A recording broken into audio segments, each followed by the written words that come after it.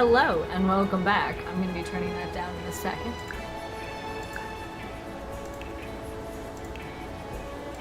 But like, isn't it a bit of a bop? It's a bit of a bop. I keep things on the fives because I'm weird. There we go. So, how are y'all today? I'm doing okay. So we're going to renovate this, but I realized I hadn't actually really looked around the area it was in to kind of get a feel for it. So it looks like a lot of these are just kind of a darker shade to this one, so I might actually update the exterior a little bit to match the exterior shade of these guys, or at least try to get closer. And then we have this set of buildings over here, which are kind of their own little, you know, I don't want to say ghost town vibe, but definitely like older. This 100% reminds me of like Gunsmoke. I gotta say it. It reminds me of Gunsmoke. And don't get me wrong, I love Gunsmoke. I watched it with my grandfather recently, actually. But with this area, I think this is the spot we're gonna renovate. And I hadn't actually really looked at this place, and they did a pretty good job for it being a base game bar. So I'd like to take a tour real quick. Alright. So we're gonna take a tour of this place and kind of get a feel for what it's like. There we go.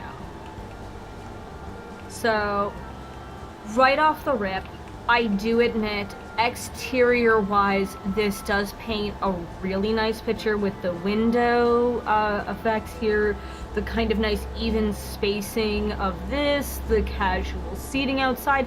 It, like, even this, it almost reminds me of, like, and this is gonna show exactly how white girl of a white girl I am from New England. It reminds me, hi!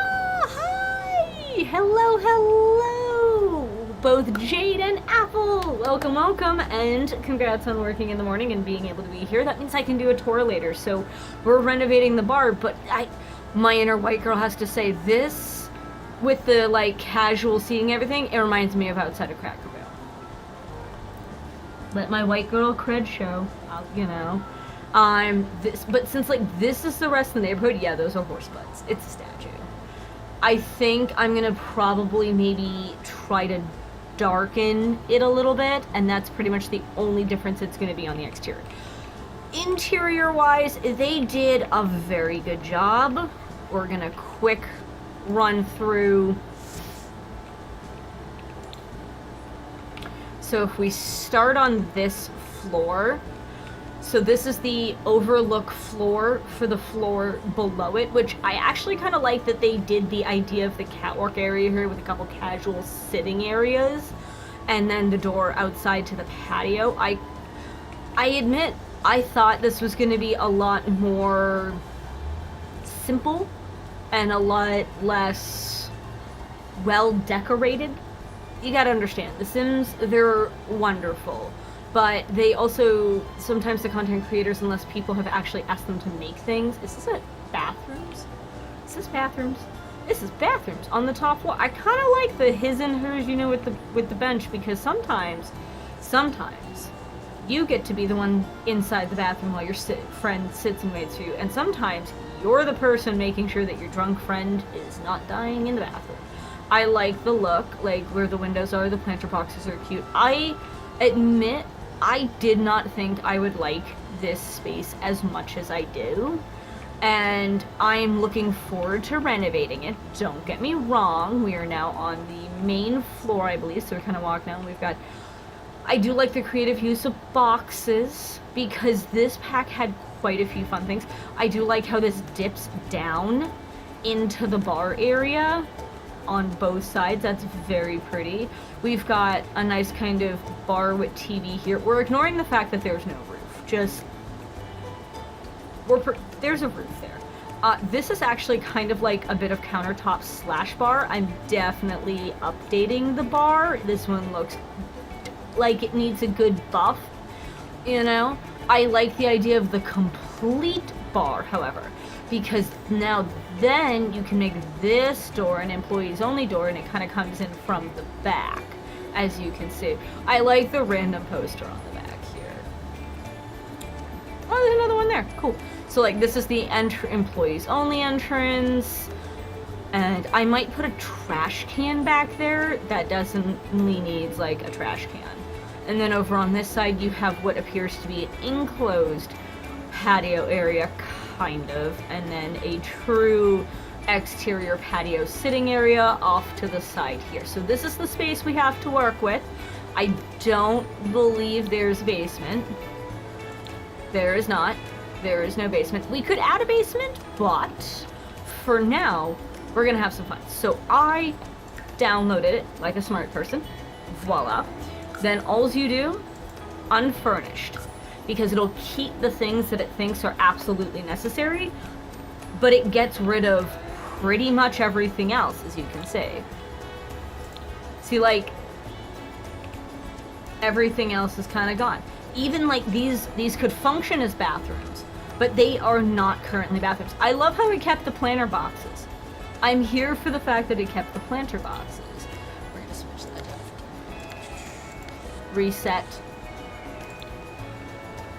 So, as you can see, it kept none of the indoor furnishings. It did keep the awnings. I was not expecting it to keep the awnings. I love how it deleted some of the plants, but not all of the plants. I do love how it kept the trees, because now we can kind of... I think of it like this. Think of this bar as if, like, someone sold it, and the new person coming in, yeah, you've got the walls and you've got the structure and all that, but you're not gonna have any furniture. If you're a new restaurant owner, so I do have specific requirements. And actually, I thought of it. I'm gonna have to, I realized I'm gonna have to figure out different overlays for different days, because on Tuesday, this side of the map over here doesn't matter. But on Thursdays it does. And on Tuesdays, the side of the map where my camera is currently doesn't. Matters, and this side doesn't. So, now we get to see our requirements list. Bar, bar stool, dining chair, sink, toilet, waste disposal, dining tables, stereos, and a television. Fair enough. As for the things, we have... I can never say that. Convivial. The spacious but intimate feel makes it easier to practice charisma, comedy, and mischief. So we're gonna do that one, and then honestly, I think... No, I don't want challenges, I want traits. I think I'm gonna add some just kind of like fun traits, like party place could work. This could definitely be a place, because parties just seem to go well at this place. Meeting social event goals becomes much easier. You have, you know, a whole bunch of friends out to drink for like some kind of sports party or whatever. I'm also going to do romantic, because we're going to turn the upstairs area into like little tiny cozy havens, and that way people can like sneak upstairs and do terrible things in closets. Terrible things. But we're going to start with the exterior and kind of get... Okay, so that's the ornate brick. If I want to keep these, it's just those two. I can't actually use the eyedropper to copy things. I just have to remember names. So this is the ornate brick. So now I have to go through and find ornate brick, or I lose everything. And it's very annoying. Okay, so that's ornate brick. So is that why it doesn't match? Because it's not the same, I suppose. There is a brick exterior, but that is way too different. Does that even count as a brick? It counts... Oh no, it counts as rock and stone. Okay. You can go away now. Nobody needs you here. Go away. Fine. I wish I could figure out what this kind is, but of course it never gives you the correct... You never get the right one. It's all a guessing game, and I hate it. What's this? That's a little better-ish, kind of, but not really. Ugh.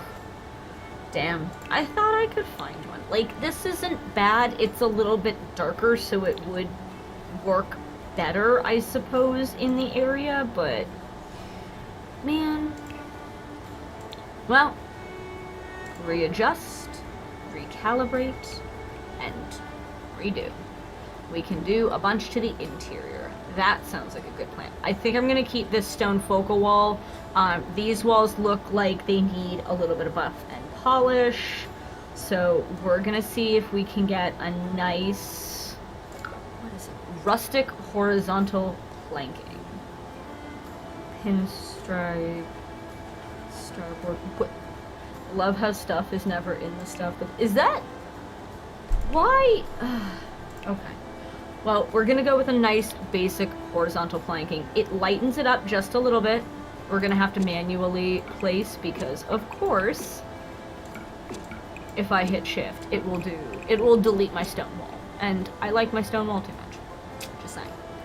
This one is fine because it won't delete the stone wall. It's only this section that it'll delete the stone wall. Ugh.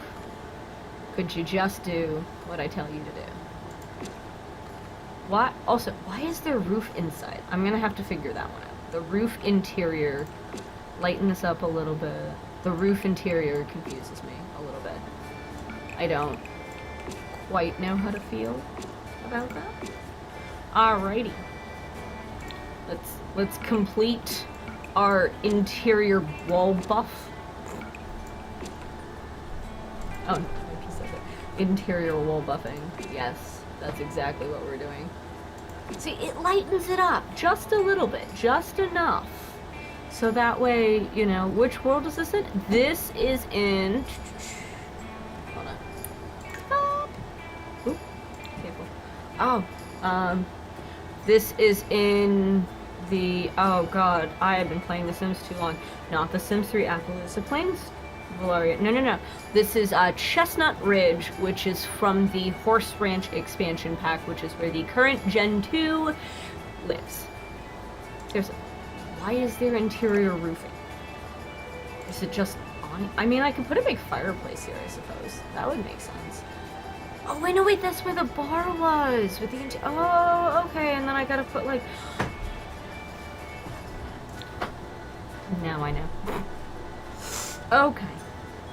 You know that bar I liked? Yeah, that's where it went. Oh, okay, that makes...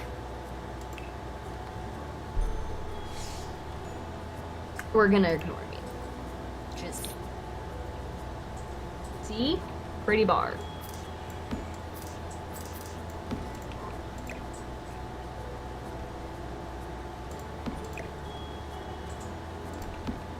Because it's stretched, if I remember correctly. Pretty far. Bar.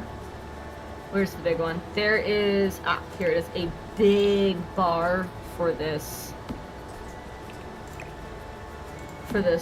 one. Okay. I love when things try very hard to work, and they kind of do, but also don't.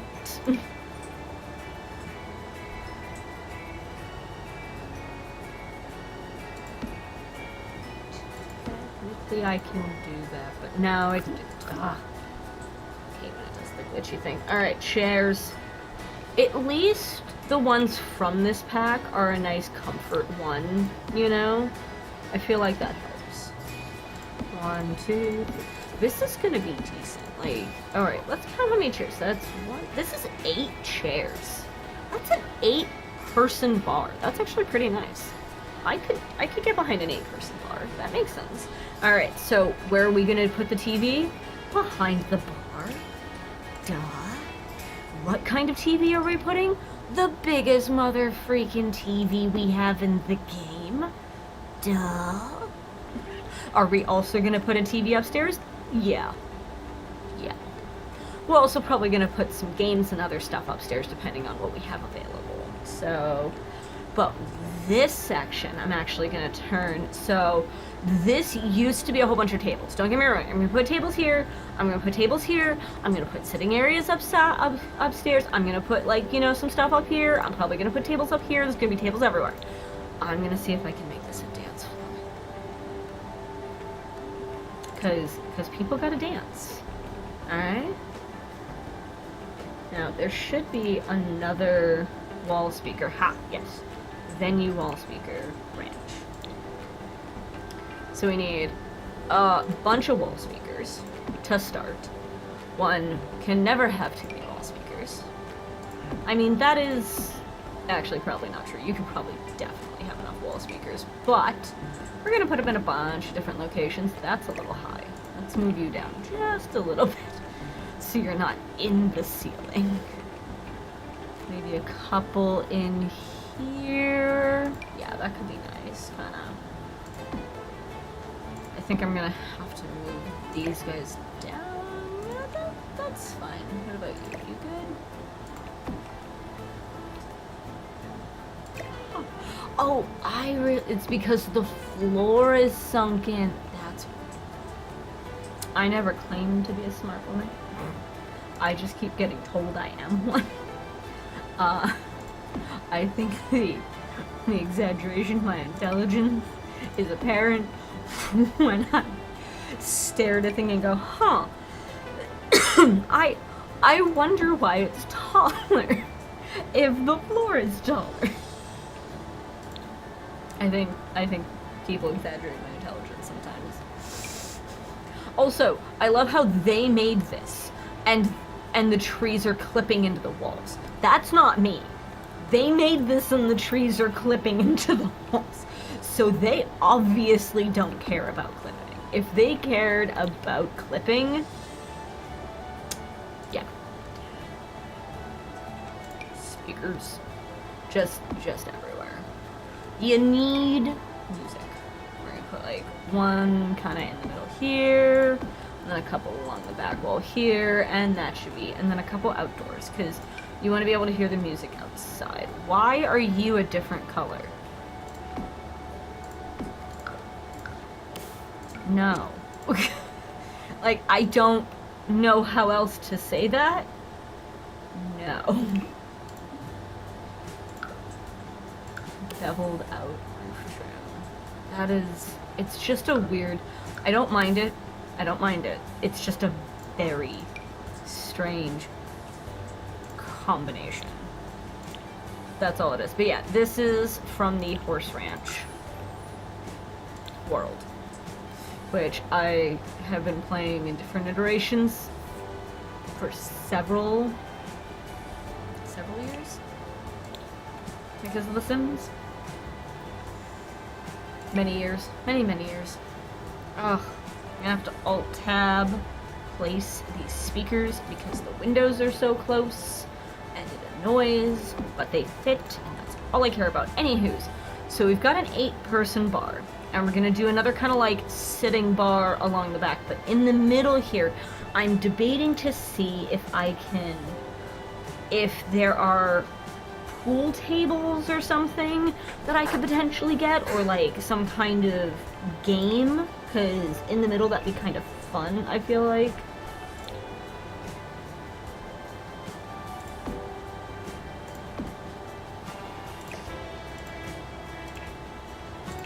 Definitely need a back of house bar.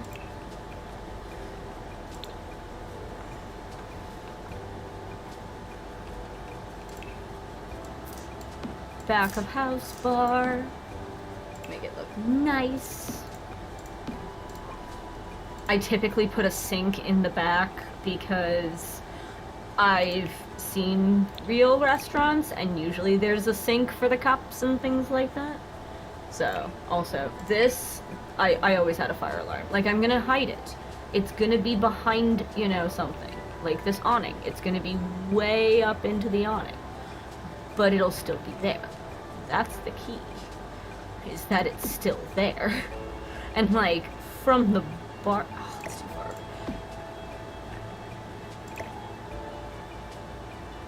There we go. from the bar you'll be able to see it, but it's like way up in the inconspicuous corner area. We're gonna shift these over slightly so they're not clipping into the wall. That'd be great. I like them not clipping into the wall. Thank you so much. Make sure they're about even. Check. Done. And now you have a bar to sit at and watch, you know, football or soccer or hockey or rugby or whatever you feel like watching, I suppose. I don't watch sports, so I don't know.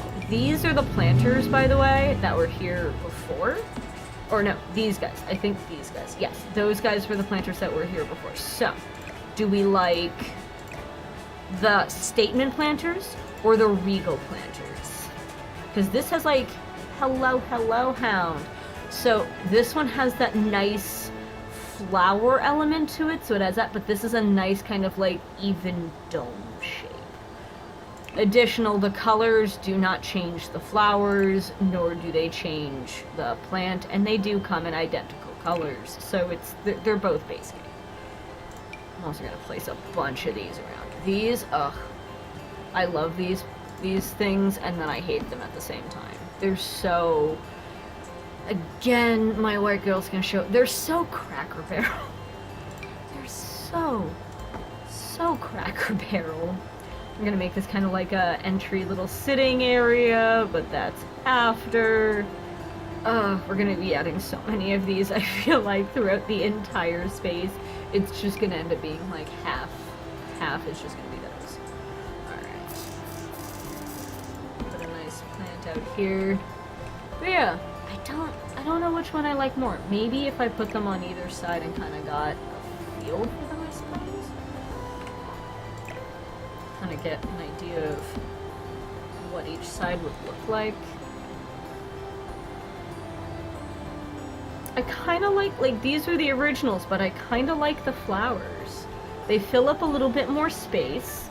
They add a touch of color, just natural color. They're a little bit lighter too, so they work better with the lighter stone, I suppose. The round looks nicer. What? Why? Why does the round look nicer? Versus, say, you know, the flowers. I am willing to admit incorrectness, but you gotta cite your sources. Gotta cite your sources.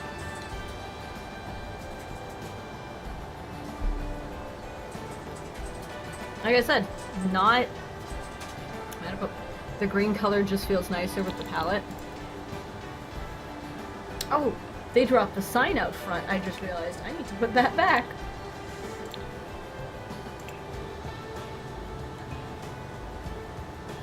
There was a sign on the front, like right here, that I need to add. So you think the darker green of the round bush goes better than the lighter green of the flowers? I mean, I can dig it. But just horseradish. Let's try and find the thing, please. I'd like to be able to add it back to the building. It wasn't that. I know that. You know, I'm just gonna go through everything. I know it was horseradish. Oh, please tell me it was horse ranch. Hi, Jade. I'm debating crying a little because I'm pretty sure the sign that they put up in the middle here was base game and not horse ranch, and there is so much base game versus horse ranch. I know it goes on a wall, so you'd think that helped, but no. Oh, either way. While I'm thinking about it. That goes there. And we will do a nice novelty chalkboard. Listing all the nice specials. Is it you? No, that's this guy's the postmodern. I don't want the postmodern. I want I mean, I got some of the things I needed, at least. I believe there is an outdoor sculpture that is just a little sign that you can put outside, like, that just stands up. Not this guy. It looked like a little cafe sign.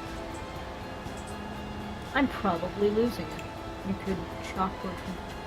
That is true. There is the I wonder if there's any other little business chalk sign and miscellaneous decorations. Get to work. I wonder if there's any other. Well, you know what? Temporarily, I don't want to have to add because they didn't, so. Chalkboard menu, all natural artisan chalk sign. No, that's not it. Yeah, this is the one you're thinking of, by the way. I'm from that. Just like there's this guy from For Rent.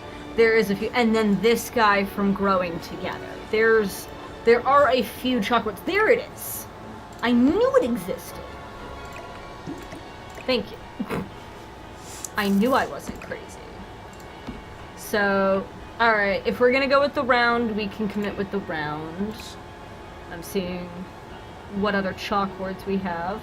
But there's some fun different ones. I kind of like this guy. That guy's fun.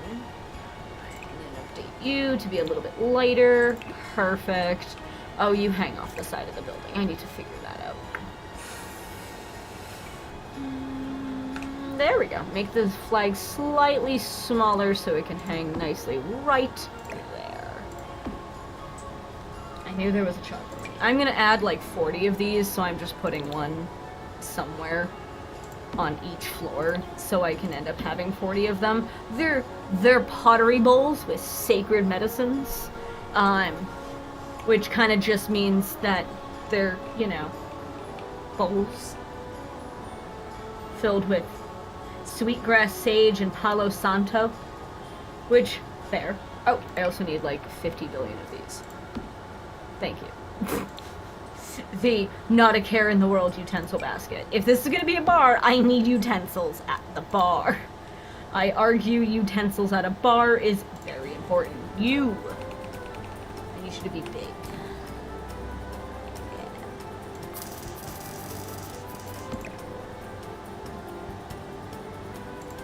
Don't ask me why, I just like it there. It's a $60 statue that I sized up from base game woodworking. Alright, at least I found the chalkboard. Let's commit to round. And get the round back, which it was the original planter, so at least we're kind of keeping with the original vibe to some degree. Yeah, I'm liking this little front. I need to definitely agree I still need some chairs out front. These game. Horse wrench. I'm gonna be doing that so many times during this. Just a billion times. Alright. So, there's a fireplace that can be added. But where? Where could it potentially be added and make sense? Not really, like, technically the back wall, but, like, that's it, and I don't want to add it to the back wall. Like, I could add it to this wall, but then it blocks this window, so I'd have to get rid of the window. Do I delete a window in exchange for a really cool sitting area over here, with the dance area in between? Yes.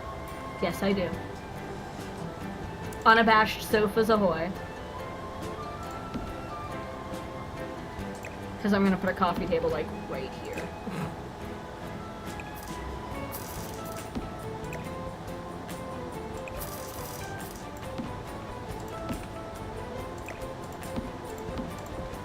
If I do at least 2 tables in here, and then if I do a sitting area outside, see, I'm gonna need like 50 of them, so that's why I kind of just collect them almost.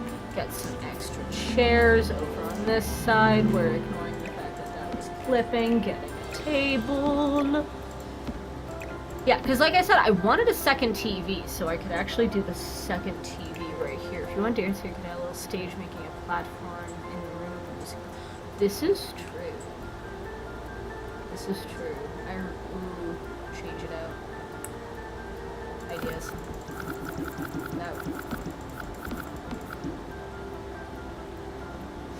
Welcome back to neutral.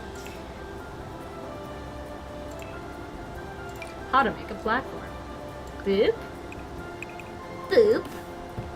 Boop. Platform. That's it. Actually, if I do the wood from this on the dance area, and then make sure that this trim all matches. I just needed to make sure it matched. That's all.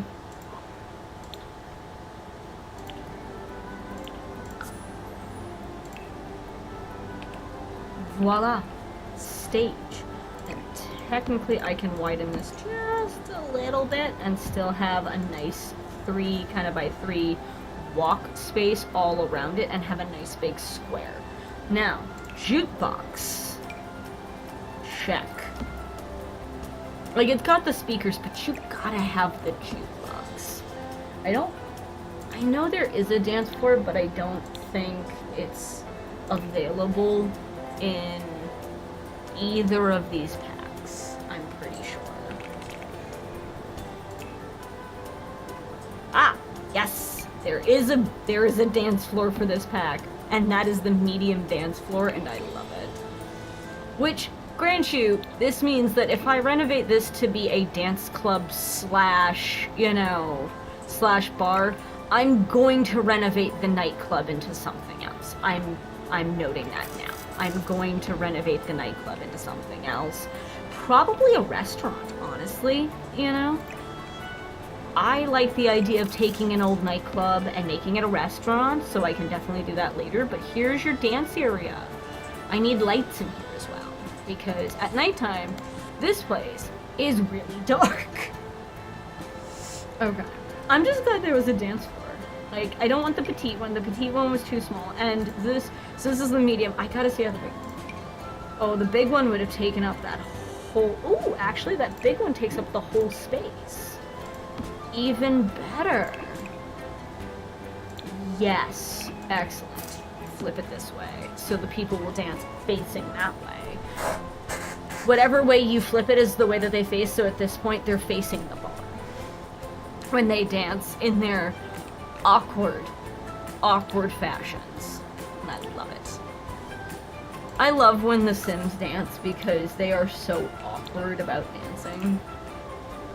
Alright.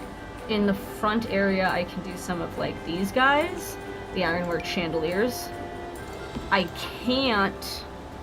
How low is that? That's a little low. In the higher ceiling areas, maybe, I can get away with the short ironwork chandelier in here. The reason I can't really in here is because there's no ceiling. You see the predicament. So, that's why I do smaller areas. So we're gonna make it look like it's on these pillars. See? We kept the support structures for a reason. Support pillars exist for a reason.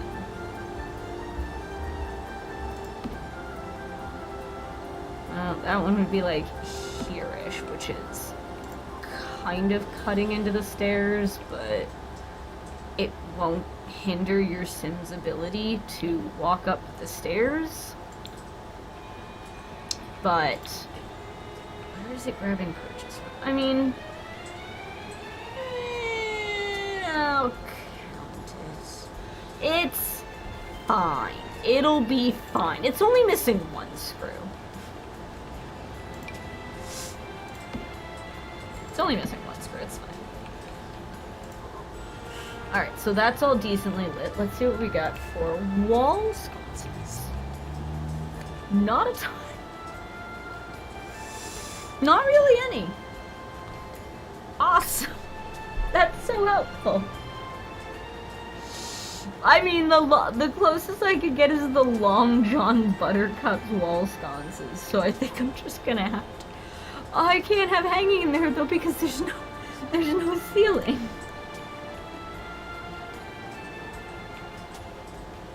I wonder if anyone will notice if I just crawl under this desk and just disappear. Probably. Alright, Long John Buttercups to the rescue.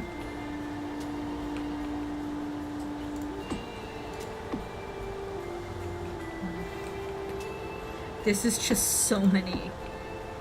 Because I can't have, you know, I can't have the friggin' big, I can't have, there's no ceiling.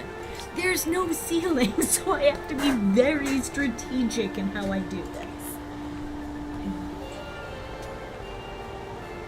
Also, exterior-wise, I need to get some lamps on the exterior of this place.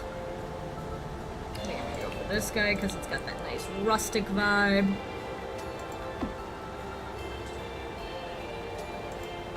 That's kind of nice. I like that. Alright. I'm gonna end up putting some outside of these as well. Just to kind of add a little bit of light to the patio area. Since this is a bar, these lights are pretty much always going to be on, so I care far less if they're in spots that would not normally light up the room, because it won't matter at all. I have to put Long John Buttercups in here too, don't I? Yes, I do. I still need to update these slightly, so, oh yeah, those are definitely getting an upgrade.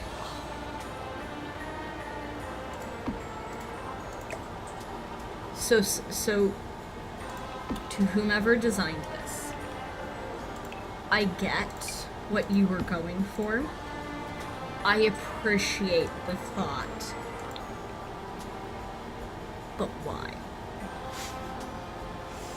There is, but the ground lights are really, it depends on the pack. Again, since this is a limited pack build, we really only have so many lights. Those are ceiling lights.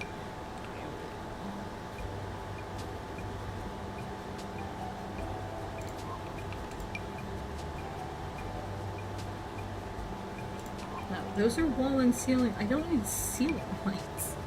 Like,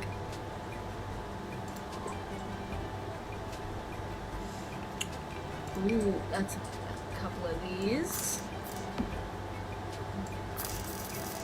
This dance floor either gets used not at all, or it gets used a ton and people are just stupid careful. Again, I'm using 2 packs. That's it. I'm not using any other packs. This is a very limited build. The most I could probably do is hide some terrestrial underneath in a few convenient locations, because that lights up the stage a little bit, but it doesn't actually really provide light. Why don't they ever actually provide light? I wonder. No, you're still too tall. Damn. It was worth checking. Because some of these you can get light even when you shrink them down, so it's like hilarious. So like, let's take this guy. If I shrunk it down, I still get the light that it gives off, but it has to be a certain like light strength.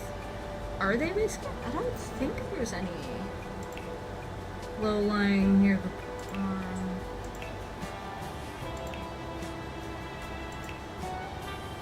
Yeah, there's the terrestrial saucers, and then technically the aqua glow pool lights, but like those are wall based. Same with these guys.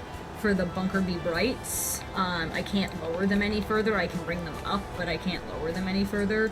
So I'd either have to make the platform higher and add stairs, or that's not what I wanted. I wanted lights. Need to think. Maybe if I put some tables around, you know, kind of like off to the side. Put like a table or 2 here and added some lights to them, it'll cast enough light reflection. Let's see. We need you, but for outside, upstairs, in a couple spots. We're gonna do like two, those are gonna be adjusted. We're gonna put a couple up, like 1 or 2 up here as well. 2 down here, 2 down here. Those are different. I need you. The Underseas Round Dining Table. You are a delight, and everyone loves you. And I believe you are bar height. I'm gonna check. Nope, you are not bar height. I thought you were bar height. Huh. There's a few that are bar height that are very nice, but if it's not bar height, that's fine. I don't care. There's a bunch of cute chairs. I've got options.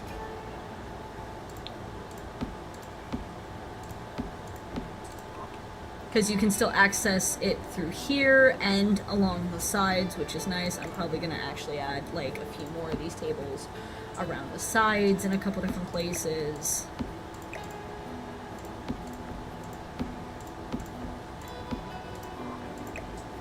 Stretch it out so that it's not clipping into the wall. Thank you. Just like this guy's going to be pulled out, you know, so it's not clipping into that. But then I can still have like a three top. I'll thank you to not clip. Oh, I got to go to the farmer's market yesterday and got a phenomenal deal on some delicious veg, and now I have homemade pesto. You can do it individually. There's a lot of ways to do it. I just like trying to like make a room well lit. So, haha. That's at least better lit. You know what? I'm gonna call that decently lit, because again, you're right, I can adjust the brightness later, but this is decently lit for a main room, especially since we added this area in the middle. And honestly, I love how the large fits that square spot perfectly. It makes me probably happier than it should, which is a little sad. We're gonna put one of these way up in here as well, you know, get some nice stuff. Maybe get some tapestries going. I believe there's 3 in this set, yes. Get some nice tapestries up on the wall, kind of fill in the space a little bit. I just wanted to move them. I didn't want to do anything else. We're gonna put tapestries in the bathroom upstairs as well, but that's mostly because I like having well-decorated bathrooms. And these bathrooms currently make me sad. So we're gonna fix that. These bathrooms make me sad. So sad. Because they're currently the acceptable tile, which is not acceptable. Especially because we want something that's a little more accented, a little nicer. Maybe get something a little, like, more pale brown. You can put a painting on the wall and put a pride flag in there, so you have a pride flag in a frame. That is true. That is very true. We also have the antique stone tile. Ah, you were what I was looking for. Because the nice... Does this not remind you of, like... And I don't want it to be super, like, you know, 99 Cracker Barrel-esque, you know, kind of vibe, but... What even is this? Two-tone wall without wainscoting or trim. What's this? It does not come in any good colors. Like, that's the closest good color I could get. I'm okay with keeping it, but, like, I don't mind the blue, but, like, how did they think that green and orange was a good, you know, idea? I bounce back and forth, as people can rightly tell you. I'm gonna put the toilet not directly across from the door. That seems like a smart life choice. You know what also seems like a smart life choice? Toilet paper. Toilet paper seems like a smart life choice. Ah, here, you. I want the nice kind of rusty vibe, but I want it in a slightly lighter tone. We're freshening it up just a little. Now, do we have any mirrors that can work for the freshening up? Yes and no. Ah, that one can work. Yeah, There we go. That's a nice color. It's definitely simple enough. Or at least, I should say similar enough. I didn't want smaller, I wanted up. Big difference. Do not resize mirrors. It does not turn out well. You live to regret it. You really do. And then they have a blue version of that as well. So I can kind of put one in each bathroom. Look at that. That is not a horribly decorated bathroom. Maybe get a little carpet in here. Because again, this is more of a downhill country bar. Like everyone kind of comes here. Like I'm gonna be putting these under the tables. There's gonna be carpet in a couple different spots. Just for the lulz. I don't know if it's gonna be exactly those and exactly there, but maybe I'm just weird and I like carpet in my bathrooms. Maybe I'm just weird.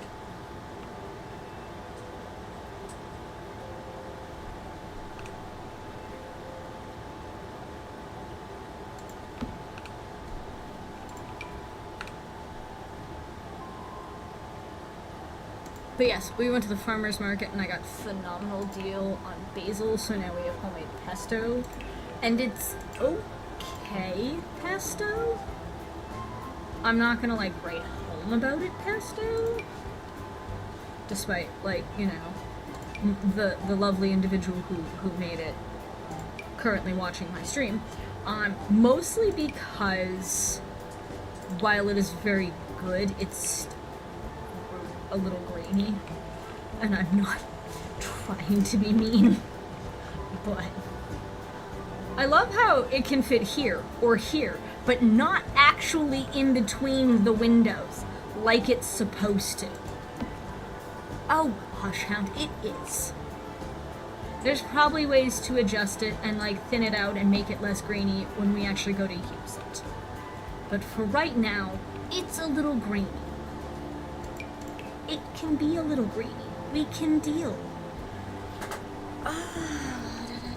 Oh.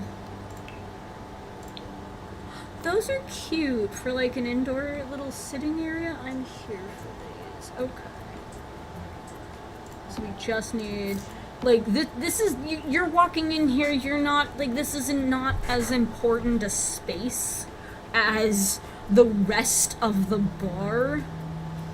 So I might put like a table or something here just to kind of put a few little knickknacks on. Yeah. You know. Because you can hear and you can see and everything's going to be in the next room over. That's going to be where all the action is. Yes, we need barrels everywhere. I need barrels everywhere. All different kinds of barrels. We need a couple barrels. I'm just putting them in places. They will be used. They will be deleted. We're not entirely sure. I'm just kind of putting them everywhere and then adjusting as needed. Same with like things like the baskets and stuff. I'm just... Excuse me. Oh. Duck. Alright. Come on, duck. You're gonna be put in a much better position. Love it. Love it. Okay. Got the duck on one side. And then I need, like, a couple of you, but in different spots. And you. I need, like, 15 of you. Upstairs is definitely gonna have a few of these in a couple different spots. Downstairs might have one or two. Along the edge here, kind of tucked away in corners. Oh my god, I forgot the chuck wagon little gnome was a thing. Look at this dude. It's so dumb. And it's so dumb it's adorable, and it comes in a couple different colors, I'm pretty sure. Let's see. Yes. Wait. Adorbs. I'm thinking this guy. The lighter, you know, with the blue. Yes. You live there now. Only one I'm gonna put. Though we do have some that are that are ridiculous. Alright, up here, I need at least 2 of these, and I need 1 somewhere downstairs. I don't know exactly where. Welcome to the chaos. There's just going to be stuff put everywhere and adjusted later. That is how we roll sometimes. Plants. Plants. I love plants. Actually, I keep that in the center. Yes. But not in this color. You. Now, this basket, this sweet basket here, that I'm probably going to add like 50 of everywhere. Because it's a cute, simple little decoration. Again, we ignore the chaos that is currently living in this space. It doesn't exist. It doesn't exist. Alright? Repeat it with me. It does not exist. Let's see if I can use this. No, damn. I'm gonna have to break my rule, and I don't wanna. Because there's a particular shelf that I use. This is solely for the purpose of moving things. That's all it is. It's solely for the purpose of moving things, and I am not keeping anything I am putting in. But this shelf, this little cubby, okay? You can put stuff on top of the cubby, and then you can line it up, okay? And then adjust, move, and then it lays absolutely perfect on the barrel. There is no clipping. There is no, it's, you know, you line it up and it's like that half-inch floating. No, none of that. It sits perfectly on this barrel like it would in a real space. It's the only one that does it. It's the only one, and that's why I love that stupid little shelf. There's a reason I love that stupid little shelf, okay?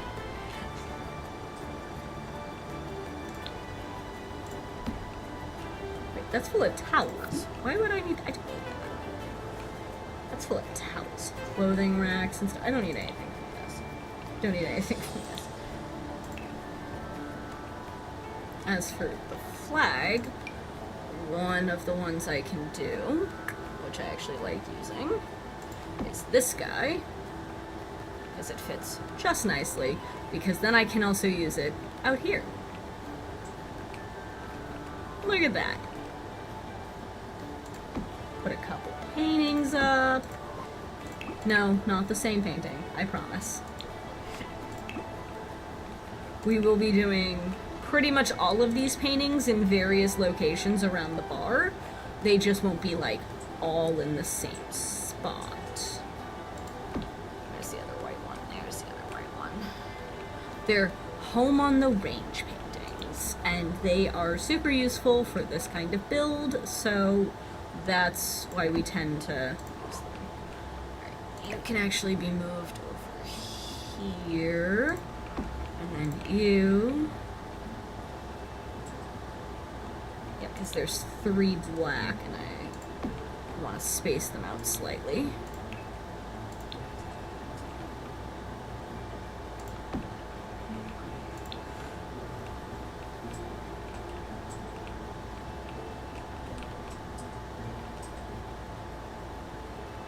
Now we have like one of each, which is kind of cool.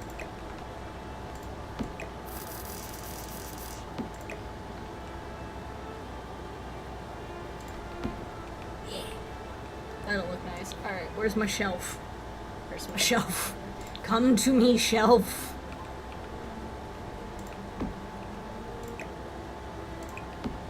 This shelf. Ugh. My life for this shelf. Because it really does. It just makes it so much easier to just put things in spaces and adjust them and... like... that looks nice, you know? I think I'm gonna put like a little love CD, you know, thing here, or Or maybe just like, you know, some barrels or something. Actually, if I do that and then do a little table, not a big table. Because I don't think this'll, yeah, that won't fit, like, at all.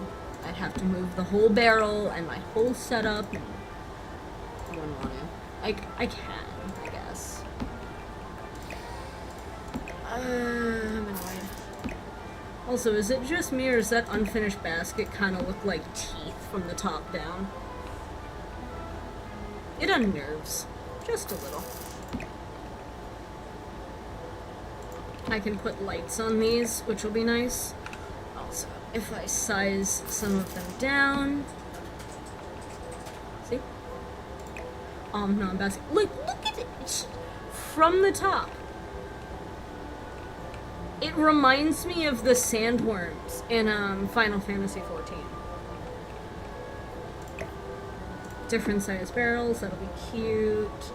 We need some more luck with other things. Let's put you against the back wall here. Get you a little bit of a different gradient. We're gonna put you somewhere as well, but I need you to have a different gradient as well. Actually, if I put you, no, I can put you here. Ooh, idea. Shrink. Alright, ready? Wait for it.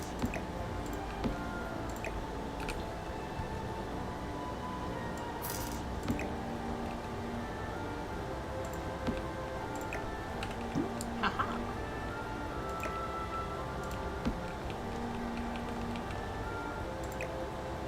Tuck that as best I can. Oh. Shelf. Oh, and this shelf. Oh, I hate when it does that. It is ridiculous. So we're gonna get the correct height for this basket. Bloop. Alright, now we're gonna bring that basket way over here and then recolor it. Because I like the idea of the different color baskets all over too. And then we're gonna get you, but we're gonna size you down so we know what height we're going for. We're gonna put you on this. See?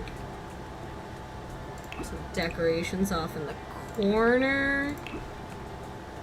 Looks cute. Don't need you. We do need you. A couple of tables up here are going to be really useful.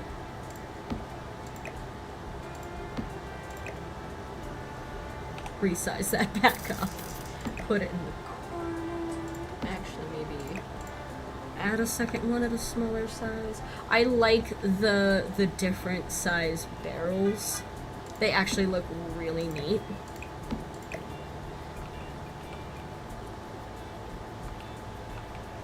And actually what I'm going to do is I'm going to make this basket a little smaller. It won't look smaller, and then it will look smaller, and then it won't look smaller, and then it will look there's a reason. Don't worry about it. When you move it, it doesn't like changing sizes. It likes being its original size. Alright. So far, we are not completely losing it. Just only probably losing it.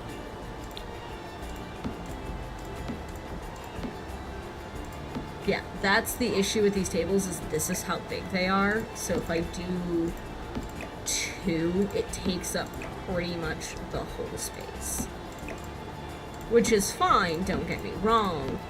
It uses up the entirety of this space, and Sims can walk around these tables. They can be used, they can be walked around, it's not an issue. Put some full pictures out. We've got a couple barrels and stuff. We could put a few of these on. We want plants. Plants are just as important, in my book, as many other things. these again. They fit. They fit so well in this sort of scenario and setting. They just do. They remind me very much of... Alright, we're gonna put actually one over here just to start.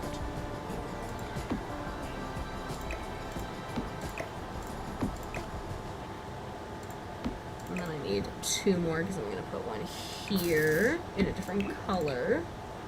We're gonna put some of these downstairs as well. I just needed them to exist. That's all. I just needed them to exist. I'll probably put some out here if I find a table, or in here. Like, I jump back and forth and I'll fix a bunch of stuff over here and then something over there, and you know. I never stay in one particular spot too long.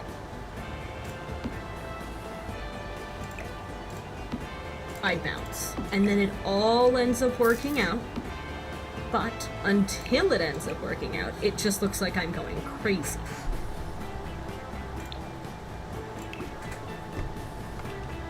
So we've got the majority of the tables over here. I'm gonna put... This area is gonna be a little more secluded.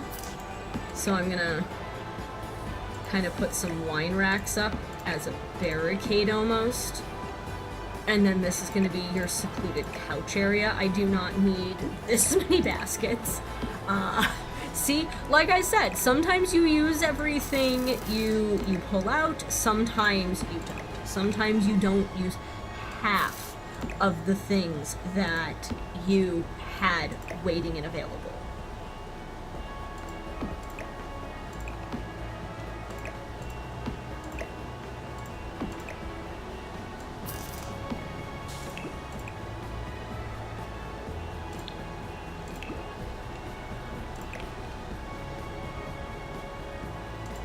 I'm gonna put a light on this, just so that way there's a little more light there.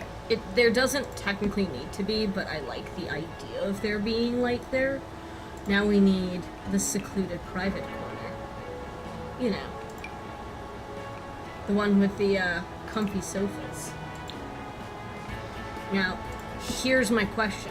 What color do I make the comfy sofas? Because I could go traditional brown leather, or kind of like one of the leathers. That's a nice, like... Oh god, that... My aunt owned that couch in the 90s. Like, that exact couch with those pillows. She did own, like, 4 horses, so... Red. I like some of the multicolored ones. Like, this guy's a lot of fun with the patterned, you know, seats. We've got the cow print. I kind of like the one with the patterned seats a lot. It adds a little bit more, like, fun.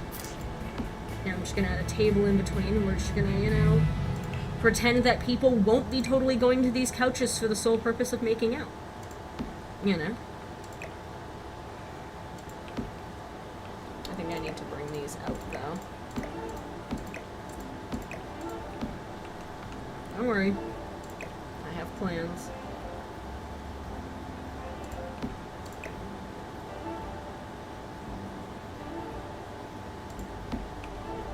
Very, very careful.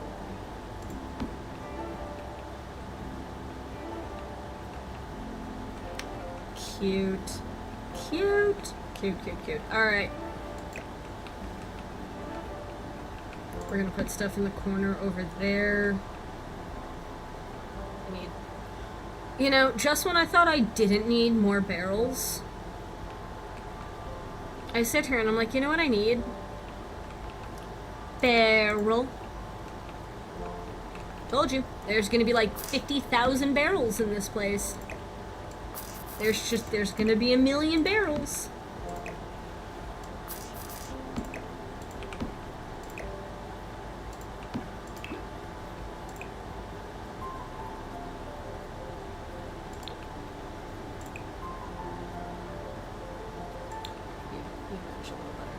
Now, I might change, like, some of the barrels. There's, like, to the maybe the one, some of the ones with the logos on them, but I actually kind of like this, like, just basic barrel. Alright.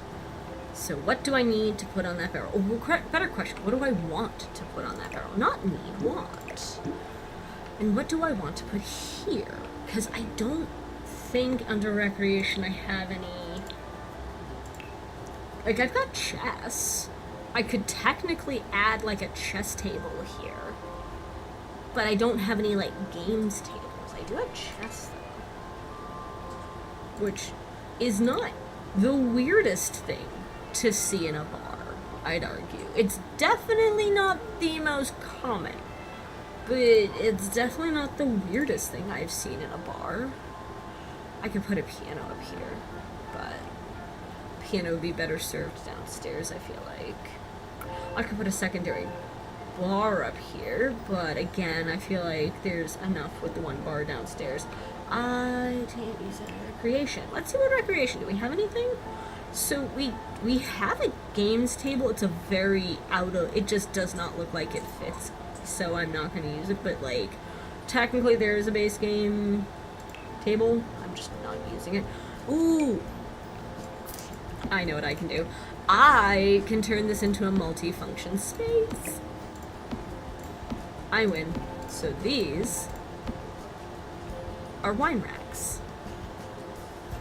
Now, you can be like, but I understand those are wine racks. Why do I care about wine racks? You don't care about wine racks. You don't. Wine racks are not why we're here.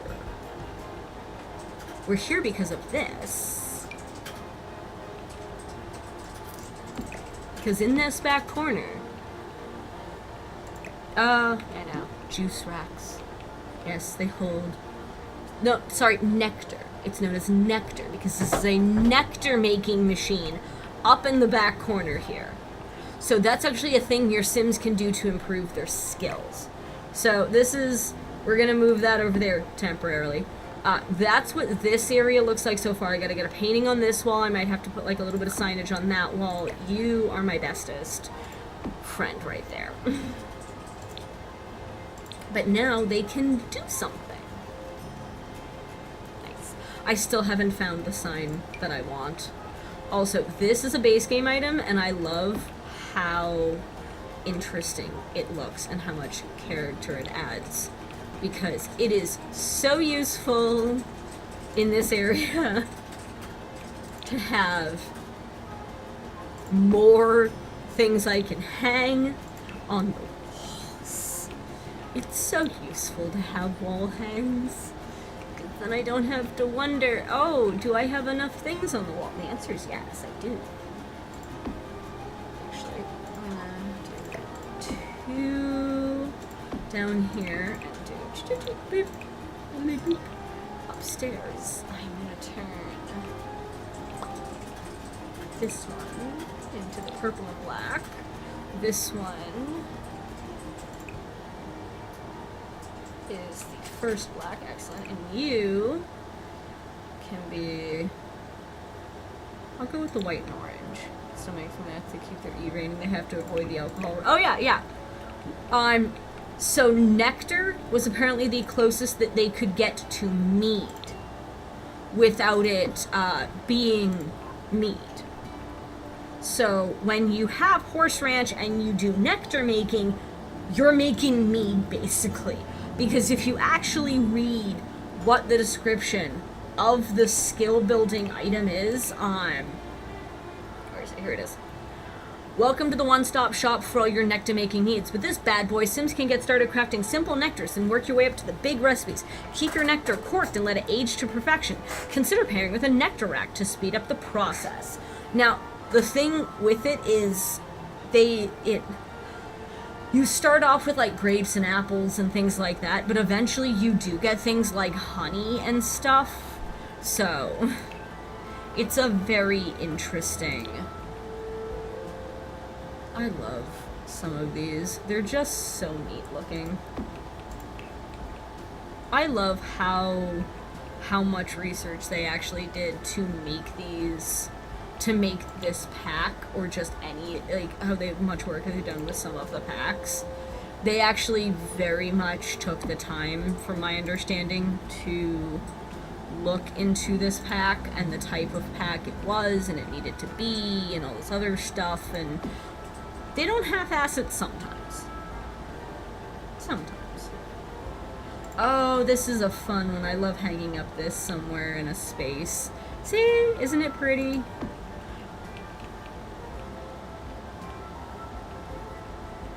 Actually, maybe if I take you, put you, not you, and put you kind of like over here, that'll be nice. And then flip you here to keep the white, and then kind of do a lighter, ooh, actually a darker would kind of be interesting. There. That way it's not the same thing on both walls. It breaks it up a little bit. And like that's fine in certain spaces like here, because again, entryway, not really used for much except like, you know, if a person needed to sit and wait for a spot at the bar, which in The Sims doesn't really happen, but you can understand why it would be built like that, why it would particularly look like that. Oh, the apple signs. The apple signs. The apple signs are cute. I just need to find a place to put them. Maybe upstairs? Upstairs outside could be interesting if I've got the space. Ha! I do. We're gonna just pretend that it's easy to drill into mortar like this. You know? And that it totally wouldn't have been a pain in the butt for anyone who ended up having to make that or do that. No, not at all. It's perfectly fine. It's not going to be, you know, screwed up in any way. Ha! There we go. More nectar racks. Excellent. We're going to get the table out here, get some more chairs out here.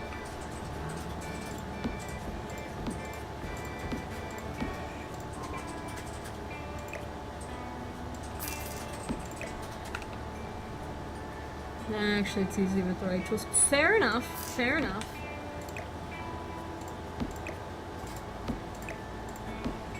Fair enough. Now, before we place this table, I need to check if there's an outdoor thing. There is... it is not... It would not work for here. Damn. Look, depending on the fire pit, it could have worked. I think I'm going to make a secondary sitting area out here, though, instead of another table, and kind of just, you know, duplicate what I have inside. So that way people can either come choose to sit in the sitting area, which is kind of cute, or they can come over to the table and kind of just take up the whole table. So, we need some lights, some candles. I'm thinking candles. Candles are nice, they're bright. There's an oil lamp I could use, but there's also the Lone Star lamp. The Lone Star lamp is definitely going on the table over here, but... Ooh, actually, better. The Sage candle tray. Look at this thing. I'm actually going to replace the ones on the tables downstairs. Let's see if I can do... What do they look like? No, that takes up way too much space on the small tables. What about on the big tables? Ooh, that actually looks cute. Okay, so on the big outside table, we'll get some, like... See? Looks cute. Definite color vibe. Here for the color vibe. That's enough light. I don't know what these posts are. Mega wall hunk.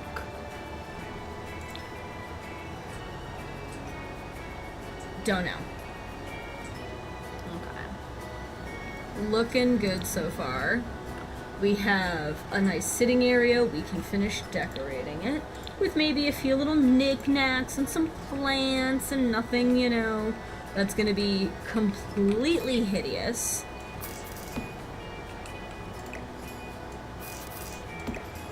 Definitely a lot of stuff from the pack, however.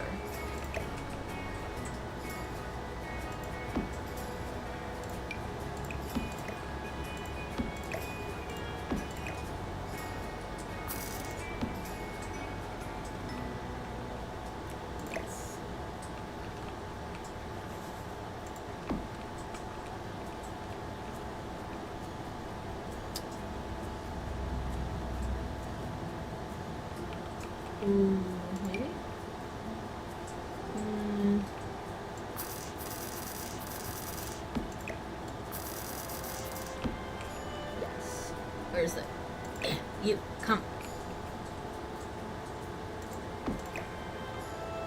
Damn, it won't fit. So, yeah, certain ones, they just won't snap fit, so you just you get to use them on the ground and you get to live with it. It is what it is. You just shrug and sigh and keep moving, you know?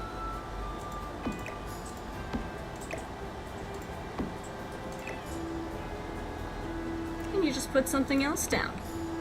Something just as cute. That it's not floating. I like the not floating. Makes my life easier. There's a nice blue. Got some incense. Really gotta hope it never rains out here. If it rains out here, everything's done. Everything's done if it rains. Just that simple. Cute little ceramic jug.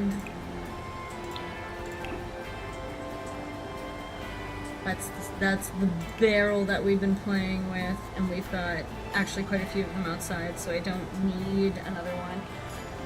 This could be cute inside, but not outside. It's chicken. It could be cute inside, not outside. Does it come in any other colors?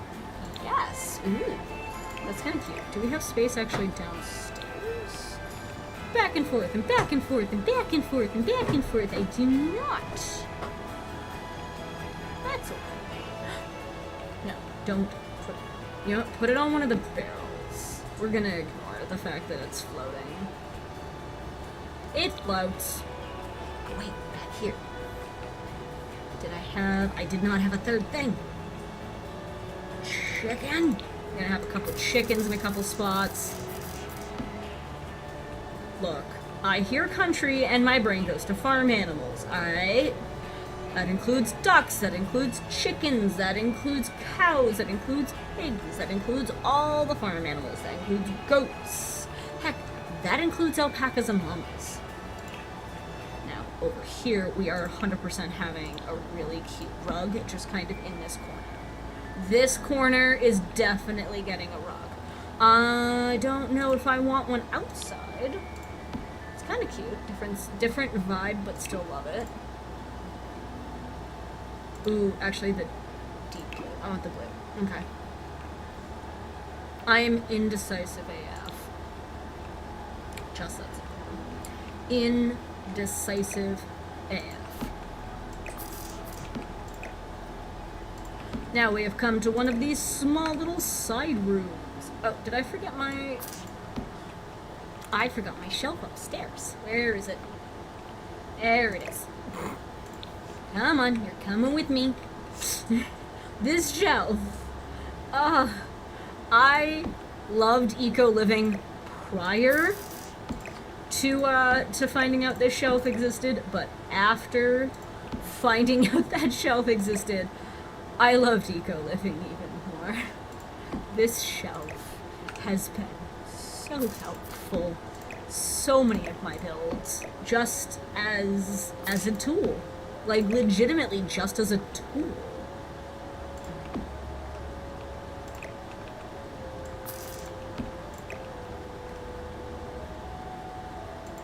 However, now that I have had scones from the nice lady at the farmer's market, I need more scones. She made, I think it was peach and almond, or peach and marzipan scones. Oh my god. It was so good.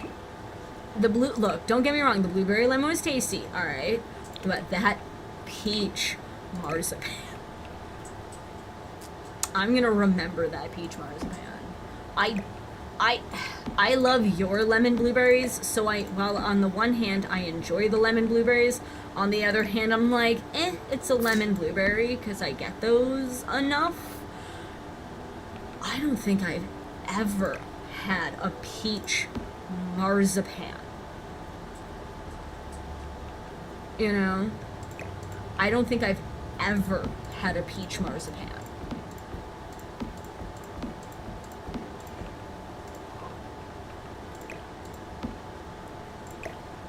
And that's, to me, that's the difference. I've never ever had something like peach marzipan in a scone. Not once. Not in my whole time ever eating anything like a scone. So for me, that flavor was so much better than the lemon blueberry. And it's nothing against the lemon blueberry. Absolutely nothing. It's just, when you're used to a flavor, it's neat, it's good, but it had way more lemon than the one we usually have, which is not bad, but it definitely hit different.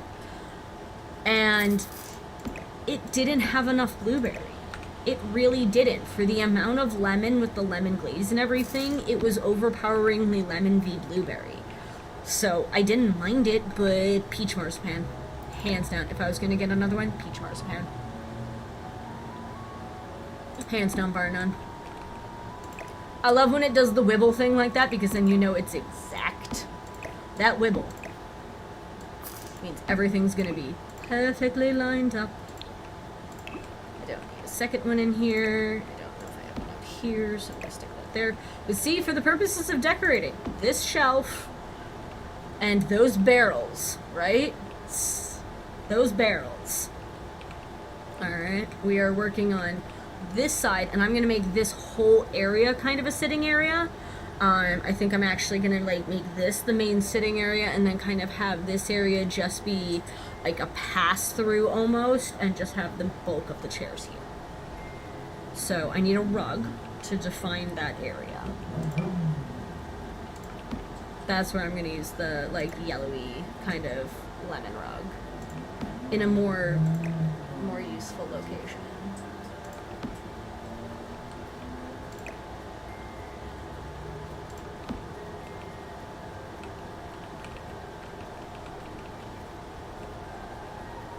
However, I know Hound is more of a blueberry lemon person, so I feel like if given the opportunity between the two, he'd probably pick blueberry lemon. Again.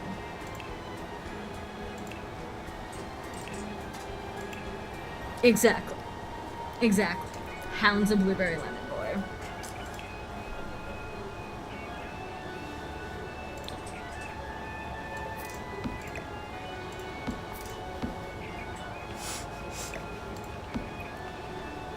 Blueberry lemon is your jam.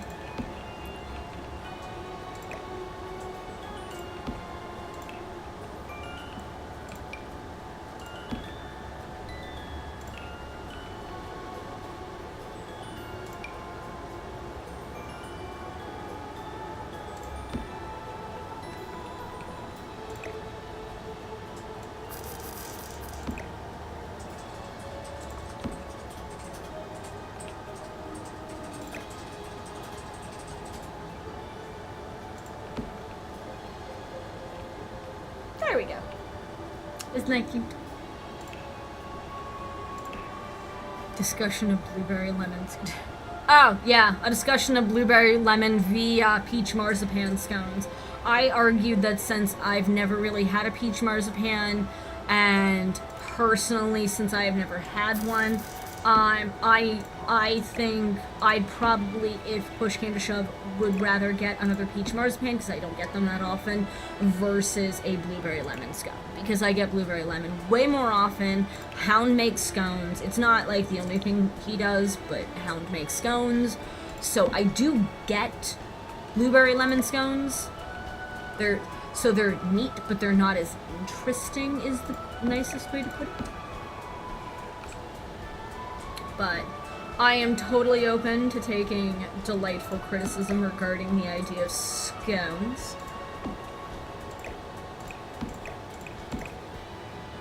While I put flower boxes out. There's a ton of barrels in this place. I did not need that one. It was more so I could decorate the other thing. But yeah, discussions of blueberry lemon scones.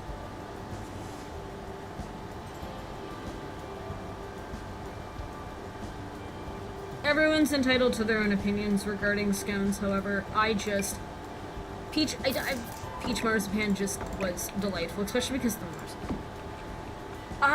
If you've never had a lot of scones, one, that's a little sad, and I suggest you find a way to enjoy more scones because scones are delicious.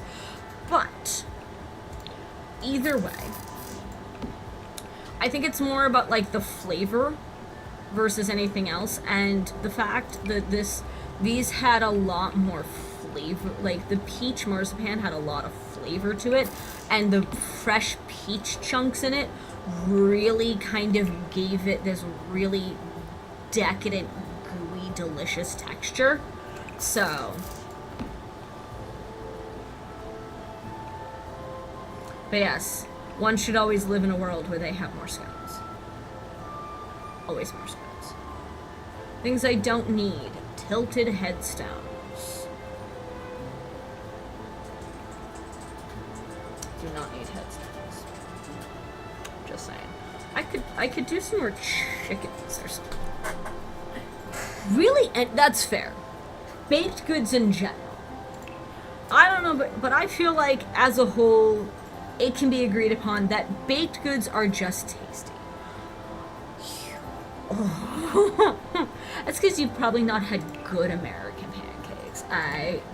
There's a big, American pancakes, to do them right with the, like, you know, the flat top griddle and the whole 9 yards, you need to use the right amount of butter and get those edges so that they're just crispy burnt.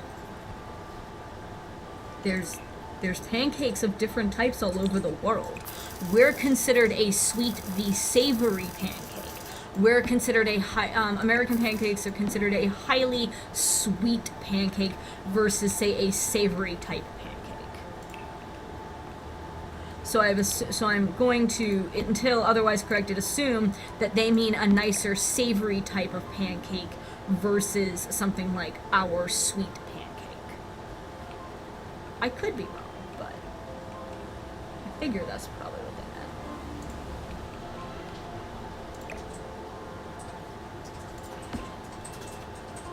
Yeah, that's cute. That adds the ability to read things, isn't it? No, it's about thickness. It's about thickness and kind of what you do with the pancake. Yeah, you have the Dutch pancakes. Exactly. And then you have the Japanese thick pancakes, the one that are like 2 inches thick and basically just a friggin' steamed bun but pancake.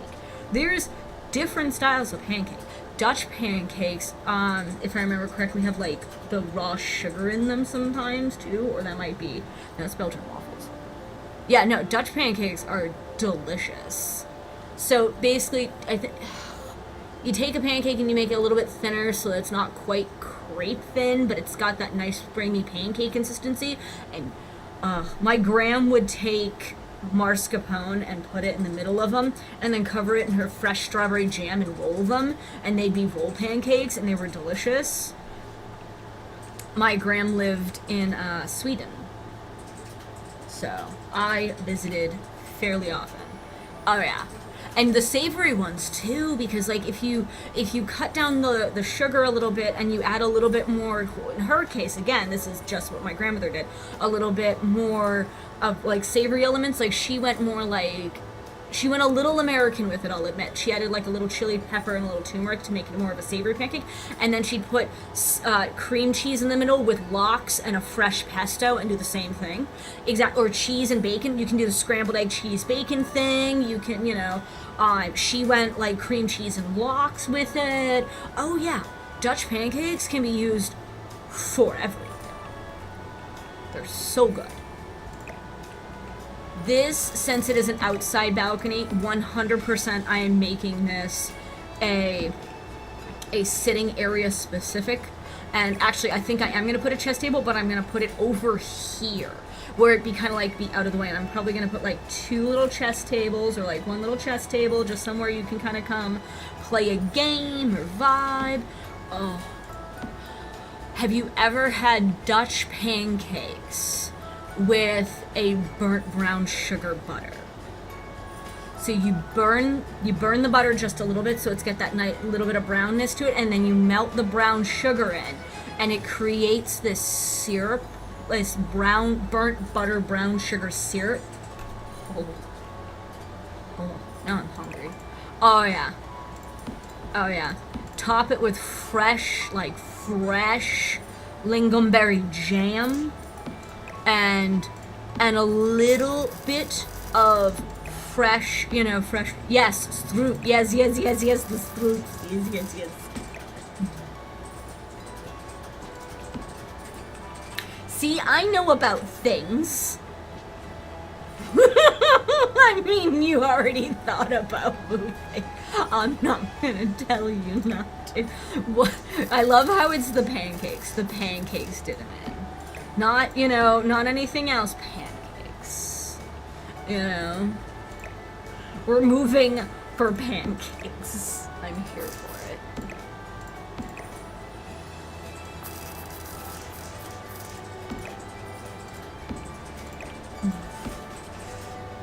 Look up Dutch pancakes. They're not hard to make. I'm gonna say that right now. They are not hard to make. Okay?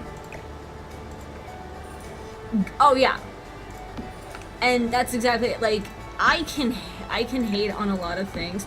The US does do some certain things very tasty.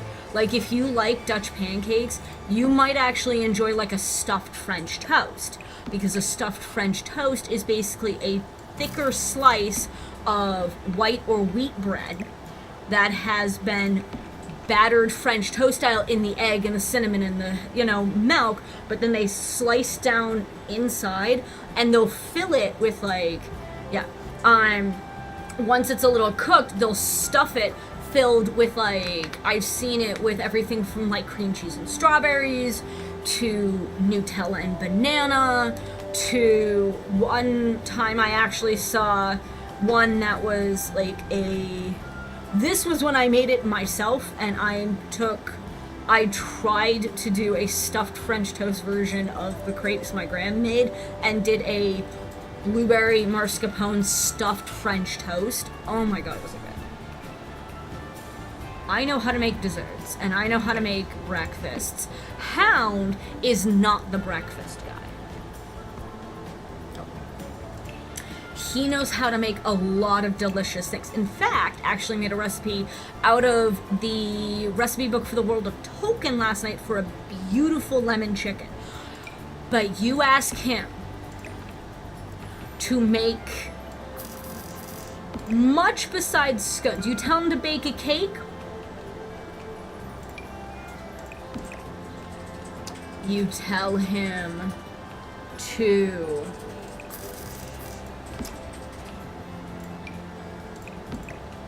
Tarragon chicken. Oh, sorry, Tarragon chicken. Yes, it was quite tasty. But yeah, you tell him to make tasty things. Can do. Easy enough, not hard. But also no desserts. He is not the desserts guy. He's not your desserts person. Also, I like that I just found this little tiny nectar cask, and now I want to put it everywhere.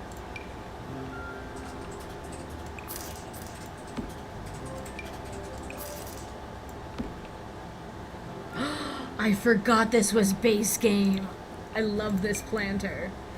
This planter is so much fun. There's a particular tree that I like sticking in with it, and I can only do it if I have enough space. I don't know if I can make it. I don't know if I have the tree that goes with it. I opened it. But yeah. That's it. Dutch baby pancakes. Dutch babies. That's one example of it, if I remember correctly.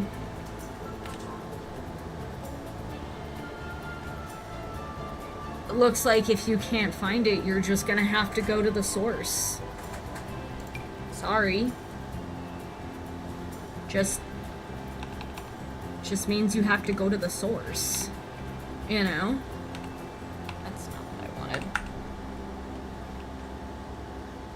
No. Yeah, I don't have the plant that I usually use, so it doesn't fit right. Darn. There's a bulb bush that I usually use, but it's in a different pack. It looks like that's okay. It's still a nice pot. But yeah.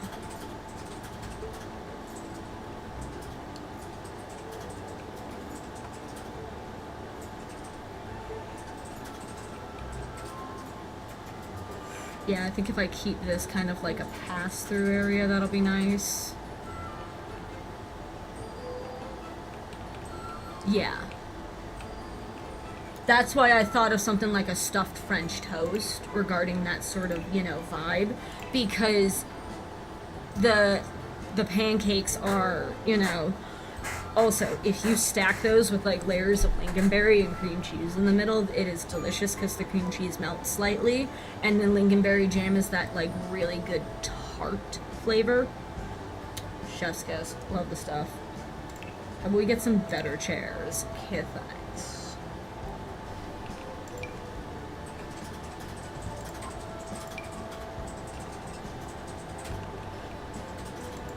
I forgot.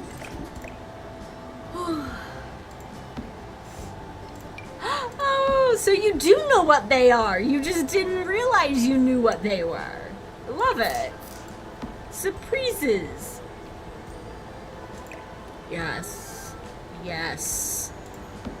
Look, I love the smell of someone else making me breakfast in the morning. But I know in the same vein, lots of people enjoy that, you know, that smell back. So I've done that before. I've actually tried to have, like, breakfast waiting for people. Depending on the person, it works out one of two ways if you make breakfast for someone. Either they love it or they throw it at you. Usually they love it. Not always, but usually they love it.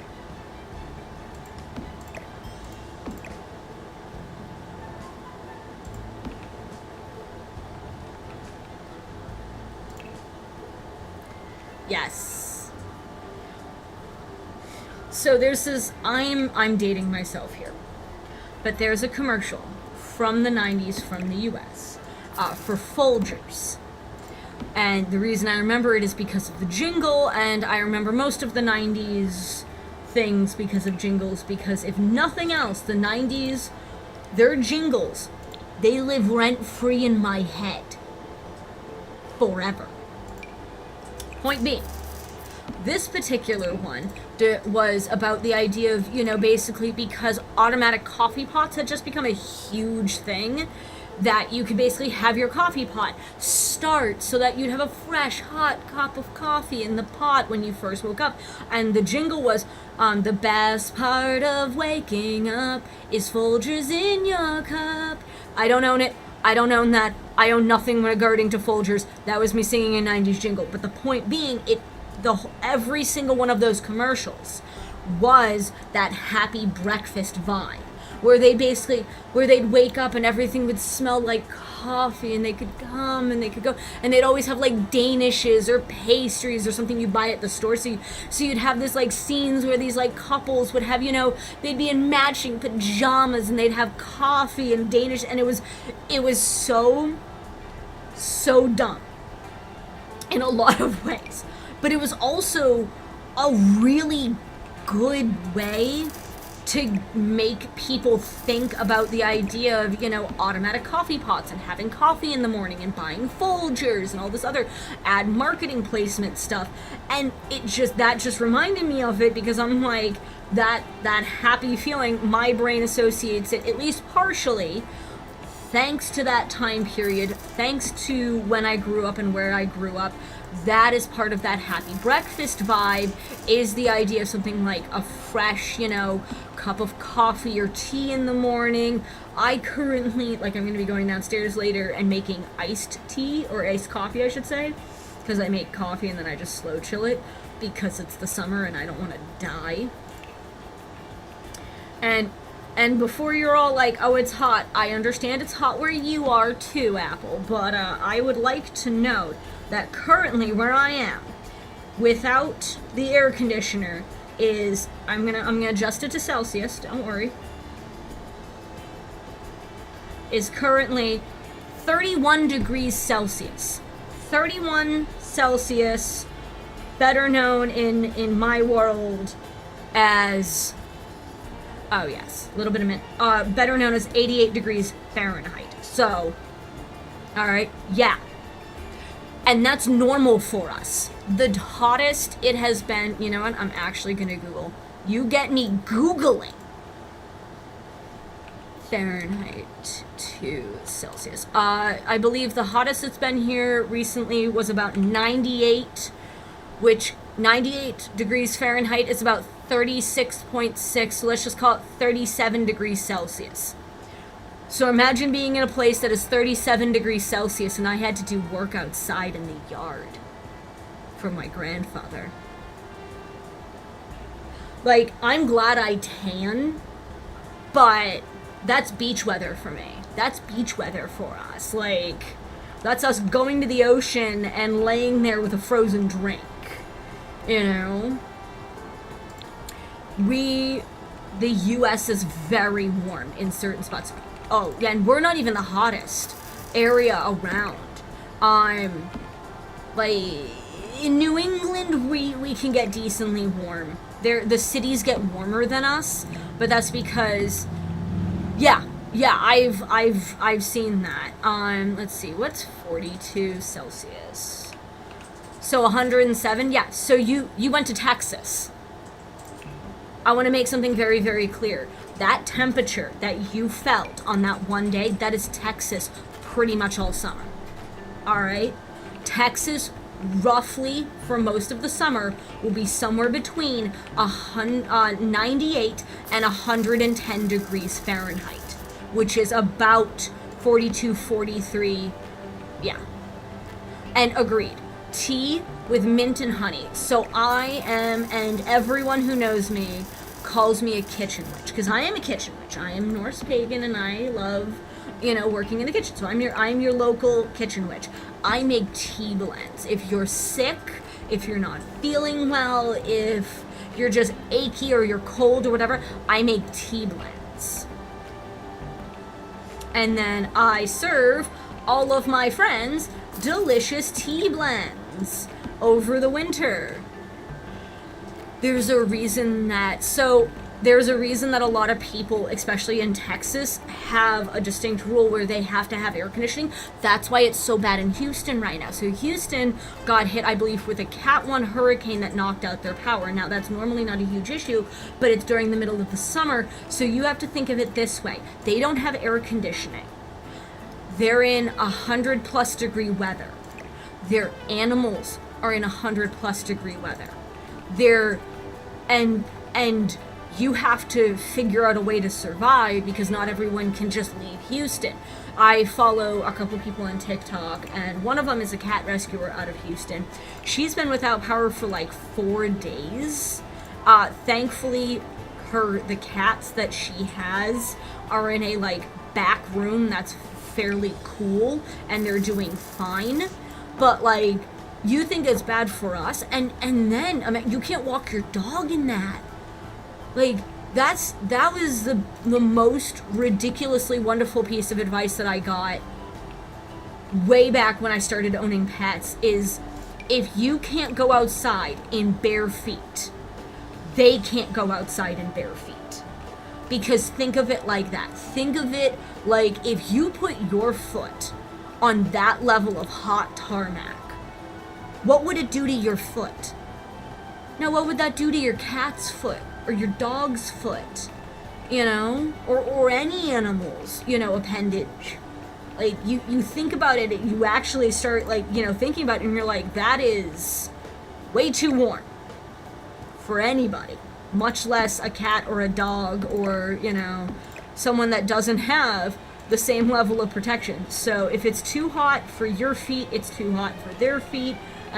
That was a trick that I learned when I was a young child, because my mom taught me very early, how to treat animals with care. She was very, very good about that, and if I didn't treat animals with care, I got a firm, resounding gib slap to the back of my head, and if you don't know what a gib slap is, that's fair. Basically, she'd take her palm and just kind of like whack the back of my head gently because I was being too rough or I was doing, something a little too much, as a kid wants. I'm a product of my upbringing, which is a product of the 90s. The 90s was not the best time, but also not the worst. It was definitely not the worst. But we didn't have an air conditioner when I was a kid, and we still had this heat. And I was told, go outside and play outside, so I spent my summers outside in that heat. And you learned. You learned to deal with it. You learned to just kind of shrug the heat off. Because if you didn't, you slowly roasted. Beyond that, I did enjoy... I need to find spaces to use this particular coffee place more, or coffee table more. I just don't have really anywhere to put it. This guy's fun. This is a really nice, simple base game, low-lying, round coffee table that works in so many spaces because it's just a simple circle. That's all it is. It's just a little circle. It's like just enough so you can put the drinks down, Alright. Don't worry, we are going to be doing walking tours before we call anything complete. Always do a walking tour of your build, because there's been plenty of times where I haven't done a walking tour, and then I've realized, oh, I forgot to build this, or I forgot to add that, or I forgot to do this, or whatever. So, I know it's going to be sad, but we're going to delete that shelf. Alright, I need more lamps. Any more lamps up here? Come to me. You know what? Fine. I'm just lazy. Let's just scroll until we find the lamps we need. There we go. There we go. A little bit better. Alright, so we've retained the 2 bathrooms upstairs. It is, but you can make it work depending on where it is. You've got some nice seating up here, actually quite a bit of seating. You've got a nice little private nook over here. How does it work in the school? So most schools are air conditioned. If a school's air conditioning fails, because I've had that happen to me, they will do one of 2 things, depending on how long they think it's going to be out. Like in our case, it went out on Thursday, so they gave us a long weekend and tacked on 2 more days for school, and because this was like May. But if mine did, my high school did. My middle school did, my elementary school did not until after I had left the elementary school, because the elementary school I went to was the old one-room schoolhouse that used to house everybody for school. Yeah, not all schools have AC, but some schools have air conditioning, but otherwise, you just deal. You just deal. You drink a lot of water. Yep, you just sweat it out. You just deal. You pretend it's not as hot as it is. Like, that is the single most honest piece of advice. If it is that hot, currently, from my understanding, schools will, if it is above a certain heat index, they will recommend your child learn from home, if possible. If not, then sometimes they'll cancel school, but usually they don't. Usually you just have to show up and be hot. You just have to show up and slowly roast. Like, if you don't go to school, you get in trouble. Like, and the only reason my high school, and again, this is mostly so that way there's a American schools prior to college, university are miserable on hot days because they're normally closed during the summer. So if you have summer school, they'll have a fan. Ours, like the school I went to, like for elementary school, because it was the one-room schoolhouse, every room had a dedicated, like, tall fan that would rotate. And if your fan was broken, you died of heat in a small room that was poorly insulated and let every ounce of heat in. and then you had like 20 students in a small room all combining to the heat together. But you can't wear shorts and you can't wear, strappy tank tops for if you're a lady. Nope, no tank tops for girls. I love it. The one thing I was missing, waste disposal, and I was all like, I should add a trash can. Add a couple trash cans out back for the employees. I still haven't been able to find that sign and it annoys me. I know it's Worst Ranch too. But I can add some other signs around. That'll be fun.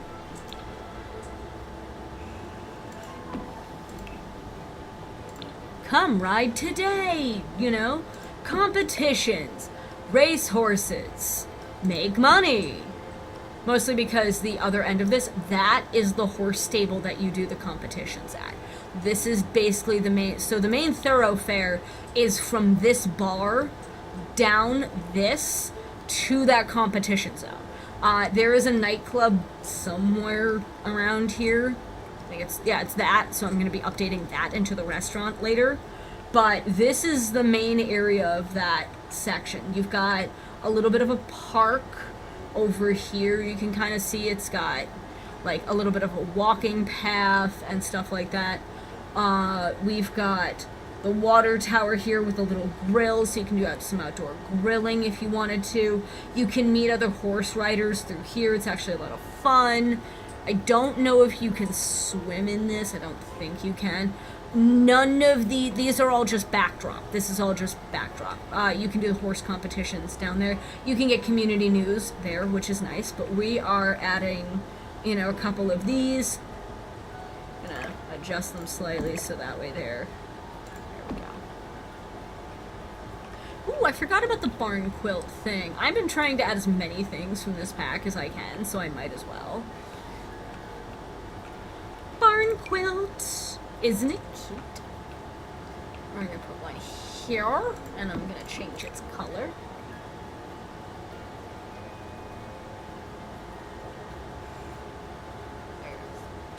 That one's actually kind of super cute. I'm here for that one. Okay.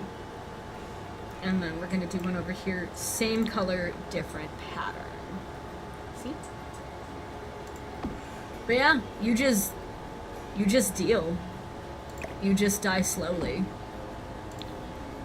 Like, if I'm remembering my math right, the average size of a classroom is roughly like 15 by 20, let's just say, so about the size of the room I'm actually in. For the smaller classrooms. For the bigger classrooms, you're looking at probably closer to like a 30 by 40 kind of thing, because you gotta have all the desks. The windows don't even open all the time. Sometimes the windows are glued shut. That was another problem that we had, like at my high school specifically, because when the air conditioner would go, because it was not a good air conditioner, and it would only work about like 10% of the time, we couldn't open the windows because they had actually painted over the locks and used glue to seal all the windows shut, because we had a 2-story school, and all of the windows on the upper floor were glued and sealed shut for safety. Honestly, I can't fault them for that. Before I went to the school, like way back, I graduated in 2005, but before that, like way back, they did have an instance in which a student threw themselves out of the second floor, the second story windows, so I get their logic, but also maybe just get your students help instead. Maybe, right? Maybe just get your students help. So I actually knew the individual who did that. I met them like way later because my mom knew them. But yeah, so we had painted shut windows that we couldn't open, and we had air conditioners, if you were lucky, that didn't work, and you just slowly roasted. Slowly roasted. Like your life depends. Is this it? I swear if this is...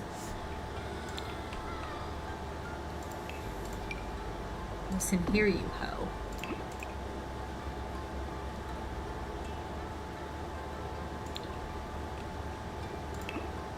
Listen here, you hoe.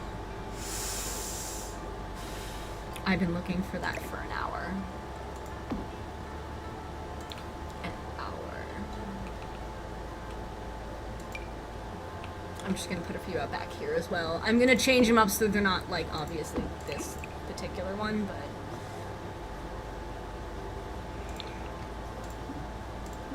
Yes, it can.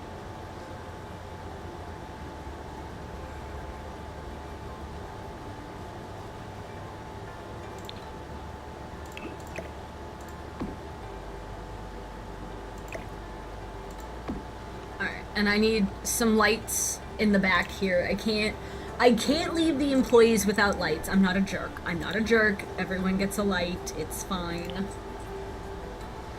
We're gonna go with the mega wall ones that I did out front, in back as well. You know, right above the door we're gonna have a light, and then right next to where the trash is we'll have a secondary light. You know, if it actually goes where I tell it to. There we go. So that way there's a little bit of light back here. If you're an employee and you're coming in, one thing I was at my school, in our B building, we're not allowed to wear shoes, so we were like, I have never been in any sort of school that had you take off your shoes. No? No. Early childhood education with the babies. When I was taking care of infants, I was not allowed shoes in while you're taking care of infants. And that's because small hands are on the ground, and if small hands are on the ground, small hands can get stepped on. So. But yeah, I've never even heard of a school that... I mean, you're not wrong, okay? You're not... I haven't been to a school. Exactly, not in the U.S. And that's probably... I feel like that's partially because all of our schools have... The way they're designed, they have nothing but, like, the tile. I definitely feel like this is partially because we have nothing but, like, tile, really, in our schools these days. There's no... Like, the only time I ever saw carpet in a school, ever, the library. The library always had carpet. The guidance counselor always had carpet. And that was it. No, the principal. The principal usually had carpet. So, yeah. But yeah, I can only just imagine that smell. So we put down, in the US, we put down what's known as industrial carpet.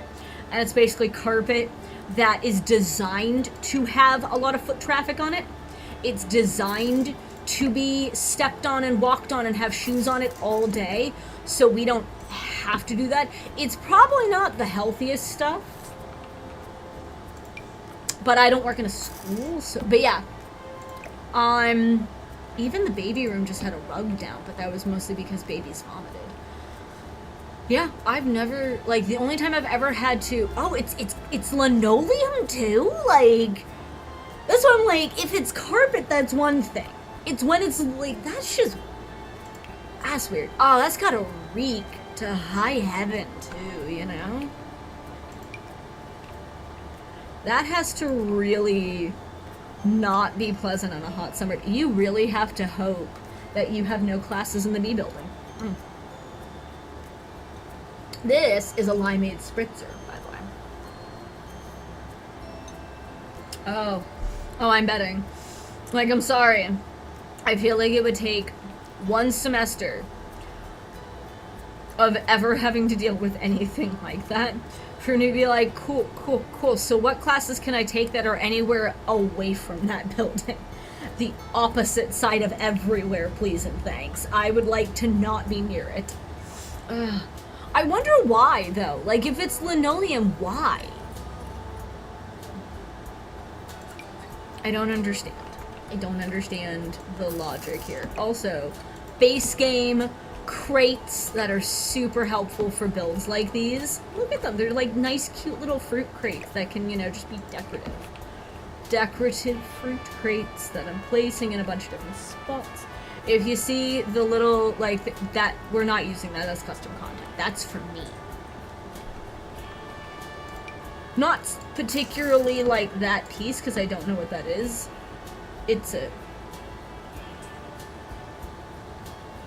salt cellar. I've never actually used that, yet I own it as custom content. Alright, good to know. Saddle rack. Need at least one of you. Somewhere. Like, I don't even know where. I don't know where I'm gonna put a saddle rack. You know what? We're gonna put a saddle rack over in this corner. No other reason than it's this area.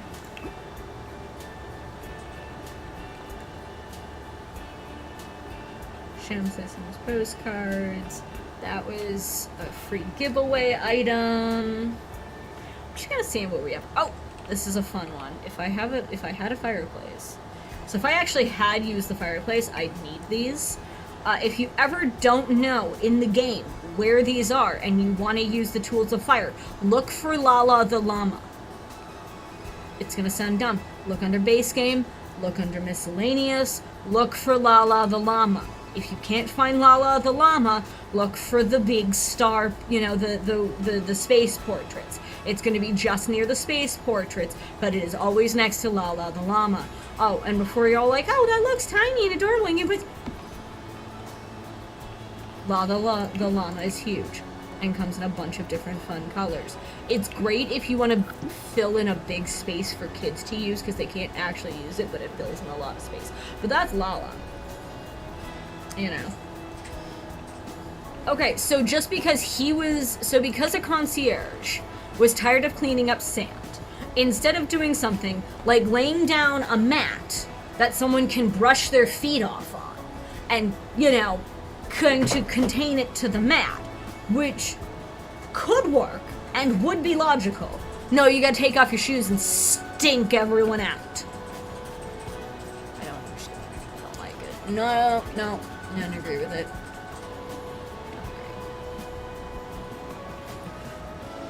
Yeah, but, like, that's because we don't want to, you know, vacuum every day. I feel like if it's part of someone's job, they can learn to do. You know the worst part? I prematurely deleted that premature deletion of my shelf. Premature deletion of my shelf. I don't need it. It's not, but like I need it for things, because I want to put cool decor out.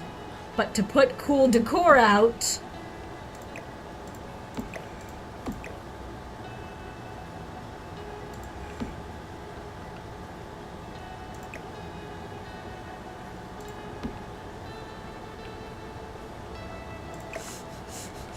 I need a shelf. Because I found a few barrels that were lacking in decor, so I wanted to... Look, I want clutter in this place. Make it feel homey, make it feel cluttered, make it feel like, you know... Okay, see, that's just the students being insolent little a-holes, then. I'm sorry. As someone who was an insolent little asshole when I was a child, and yeah, there's swearing on this channel occasionally. As someone who was an insolent little asshole when they were a kid, that's just kids being insolent little assholes. That's, okay, you know what? If he tried every other alternative, and everyone kept, you know, fracking it up, fudging it up, then that's on them. You know what? Then you get to suffer the stinky toad consequences. It sucks, but it's true. If you are the reason that, you know, like, I mean, obviously not, like, specifically you, but, like, it's like the royal we, you know, in a conversation, the royal we, where I'm not talking about an individual in particular, it's the totality of a situation where you look at something and you go, wow, they couldn't even keep, you know, use a mat and be decent. They had to make this person's job that much harder, that much more annoying. Why are why are you being a little, pain in the butt, basically? Yeah. Thank you. Okay, and like, don't get me wrong. Okay? Some teachers are giant a-holes. I have met a few teachers that are giant, megaton see you next Tuesdays, okay? Absolutely massive see you next Tuesdays. But until you disrespect me, I'm not going to disrespect you. That's my big thing. The moment they disrespect me, however, the moment that they start basically being a see you next Tuesday to me for no reason, then we're done. Not until. I know my shelf, I was like about to say, I know my shelf's around here somewhere and I can't leave it, so I have to find it. But I've been trying to find like stuff to put on stuff, so. But yeah. And there's for me the difference is it depends on the type of individual. This individual, they went out of their way, they did everything they could to, initially try to make sure that the space was good, and then students had to flub it up. That's on them then. They want to disrespect someone, they get to live with stink feet. Which is not something I ever really thought I'd say. Just gonna put that out there,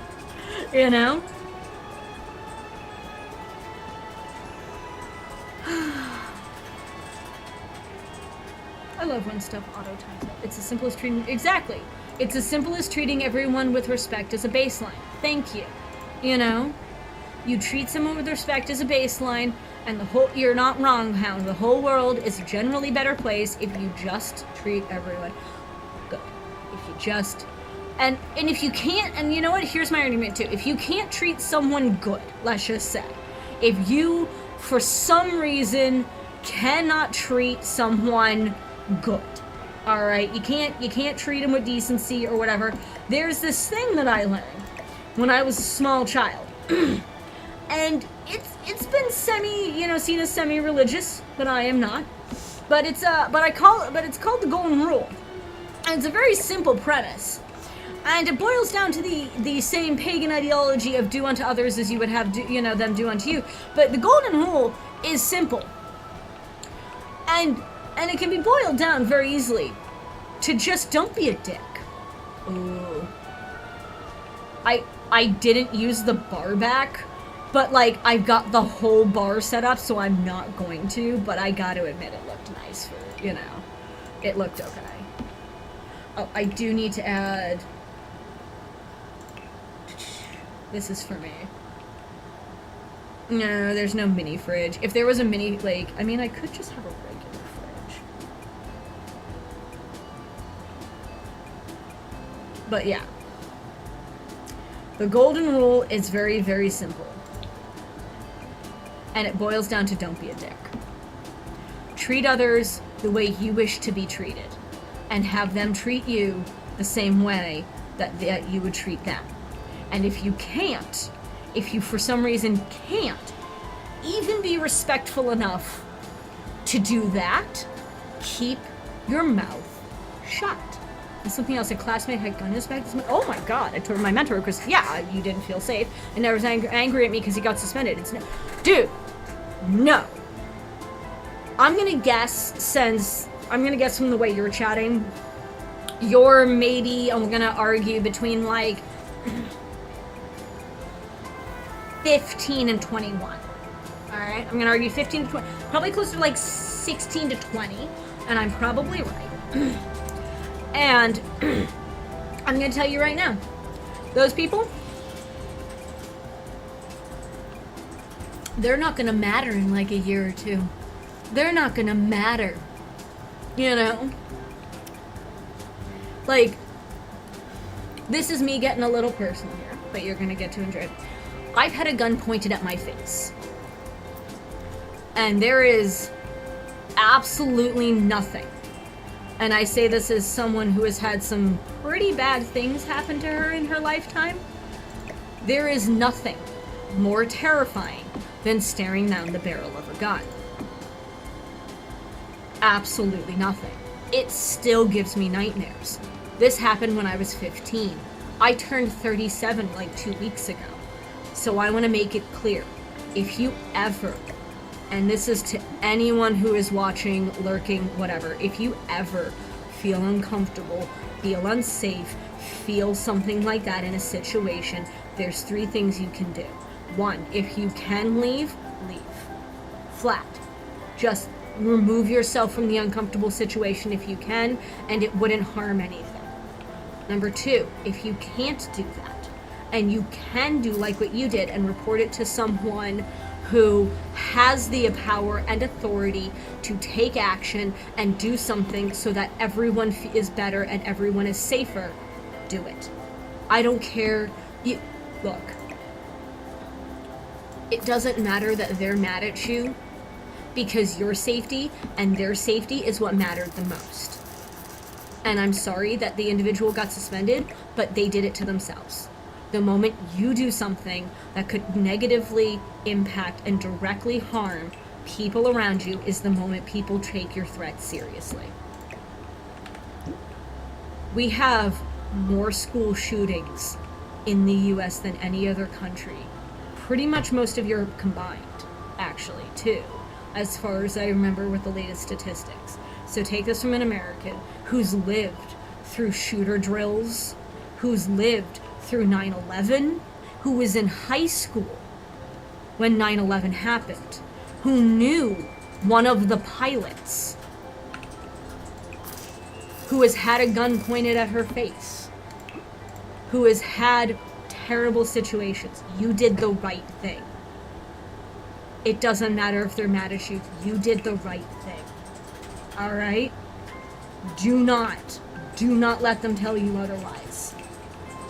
And the individual who pointed the gun at my face was my father, and it was because he was drunk. And because I wouldn't come outside and help thatch the lawn with him. My childhood is messy. And it sounds dumb, but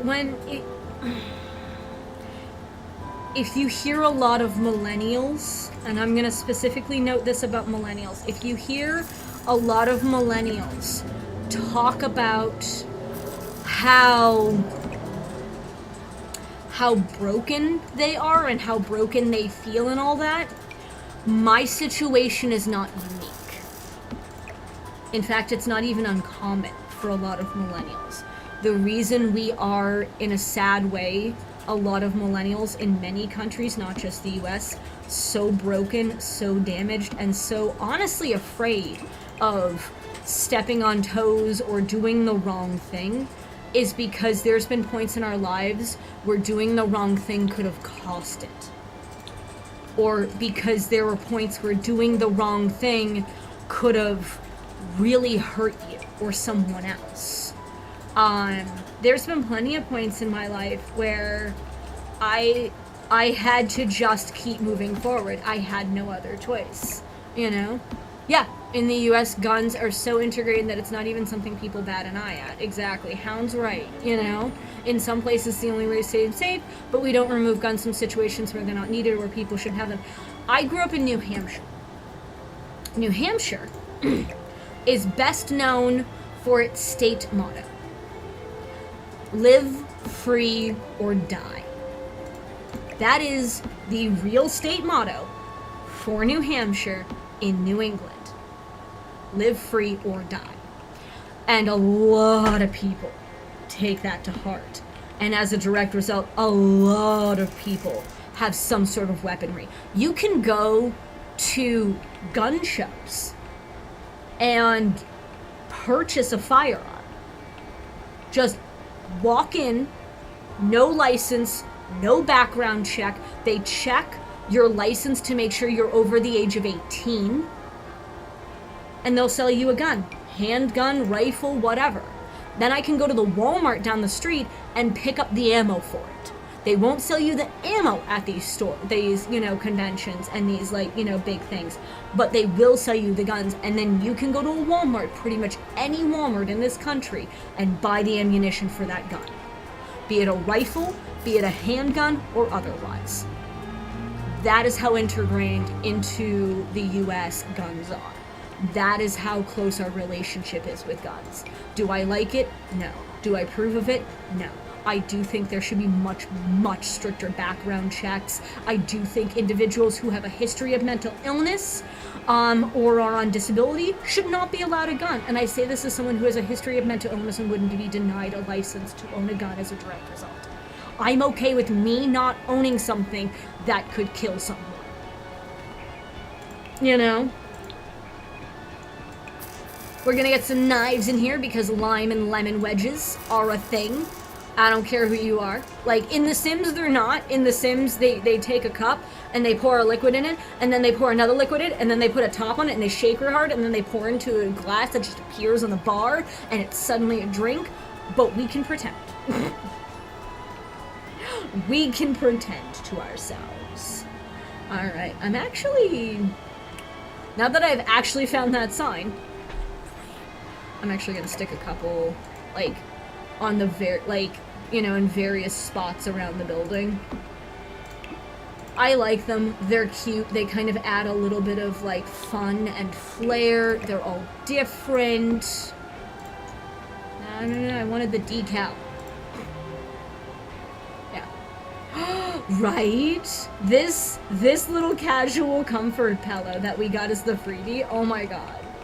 Everywhere. I made a pillow, so it's not this pack. Which pack is it? So, I think it's kids' room. There's a pack. There's always a pack. Or is it kids' room? No. Is it backyard? Might be backyard.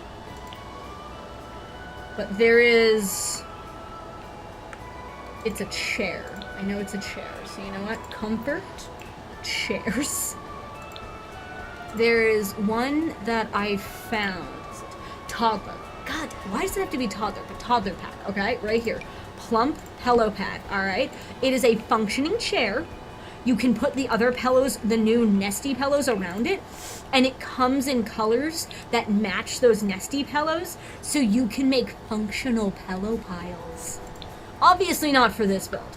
We do not need a functional pillow pile for this build. But other builds. But yeah, that's, that's the sad truth of certain aspects of this country. Ha! I need you. The community board is super helpful, and I do try to, because the only other one, as I pointed out, is like way over here, so I'm putting one over here near the bar, so there's kind of like one on either side. I'm gonna match the green from the other side of town. Actually, no, I like the darker. I'm gonna go with the darker. There is no grass. I can't put grass out, but I can put a few of these, and these are cute. And they are technically functional, but people will just mostly leave them alone. They're bicycles, they're fun. I just kind of put them in a few areas in which people will, where people might have parked a bike, Yes, that is a functional bike. It's called the Scenic Commuting Bike. It is a base game bike, and it comes in 4 colors. So it comes in the green, it comes in a pretty yellow, well, it comes in the blue. It comes in Hogwarts house colors. You have the Ravenclaw, the Hufflepuff, the Slytherin, and the Gryffindor. You have all 4 colors of the bike. They are completely functional bikes, and the flowers change in the basket based on the colors. As you can see, blue has the yellow flowers, this one has purple, this one has like an orangey red, and and then this is a white. That is a base game update that they did. So that is a base game, fully functional, $100 eco footprint, green to functional off the grid bike. You can actually use it as a bike. Fully functional, usable as a bike. Oh god, I want to say it was a while ago, I know that, but it wasn't like... I've been using that bike since like Cottage Living came out. Maybe a little bit before Cottage Living. But yeah, functional bikes. I'm gonna put like one of each color, just kind of, woo! Did a thing? Excellent. Also, the green bike has a gnome on the back. The blue bike does not. Oh, nice! Congrats on your 1,000 hours. Yeah, some of them have a little decal on the back of the bike, too. The red one and the green one have the decal on the back of the bike, so the red one has the decal of the gnome with the pink, while the green one has the decal of the gnome with the blue. So 2 of them have decal, 2 of them don't, just so that way, you know. And congrats on your 1,000 hours. As someone who has been playing for a very long time, trust and believe, when you get there, it's a combination of relief and, oh wow, how much time have I actually put into this? Oh wow, I've been playing this how long? Yeah, let me, hold on, I think I can get the EA app up, I think. One sec. And it'll tell me where I'm currently at. I am currently at 5,581 hours and 49 minutes. Just a little obsessed. Also, I wanted to put at least one bike in the back for the person who, like, is working here. But we have a cute set of bikes over here, and then we have another bike kind of tucked behind the sign here. We have our sign. Excellent. How are we looking in the daytime? I actually haven't seen this place in the daytime in a little while, so I am glad I put the horse statue. I don't know why, but I really like the cute little wooden horse statue all sized up. I'm weird. I know. I'm weird. I think there's another horse statue in Debug. But congrats on your 1,000 hours. Moment of realization that you could have done so much more than playing The Sims, and then you realize The Sims is your life. Yeah. Yeah. Yeah. You're not wrong. Thank you for the existential crisis that is my life, The Sims. I love you too. I'm trying to find a Debug horse statue. That's my life. Although I do have quite a few hours in plenty of other games. Skyrim for one. Used to have a ton of hours in World of Warcraft. Not anymore. I used to play WoW, and now... Okay, so that is one of the statues. But that's not the one I was looking for. Fountain! So, yes, but you're gonna replace the horse statue so I can move the horse statue. This fountain will function, BT dubs. Because it's a debug item, it'll automatically function. You don't have to do anything. So I'm gonna size this down just a little bit, and I'm actually gonna put it up here as a direct result and kind of fill in that little space. I still want to see if I can find... We've got some debug hay bales I can put around. Just kind of... People won't sit on them, but they're still just kind of nice to have. Like, I always finish a build by going into debug and finding little extras. So if you ever want extras and you don't know where to look, debug. Honestly, look in debug. Debug is so many things. And people don't even think about it. I don't need hay inside though. Like, this is debug. And imagine putting this in front of like a ranch or something. That's a cute archway, and it's debug. You know? Debug is so useful for your farm needs. This I used at one point to build a campground.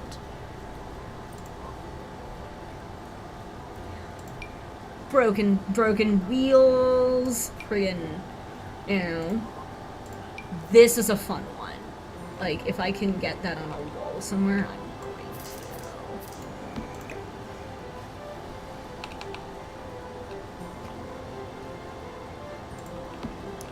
Like, doesn't that look cool? They have this version too, but I like the one without the wooden post. This is super cute. Oh, okay, so objects by room, outdoors, transportation, scenic commuting bike.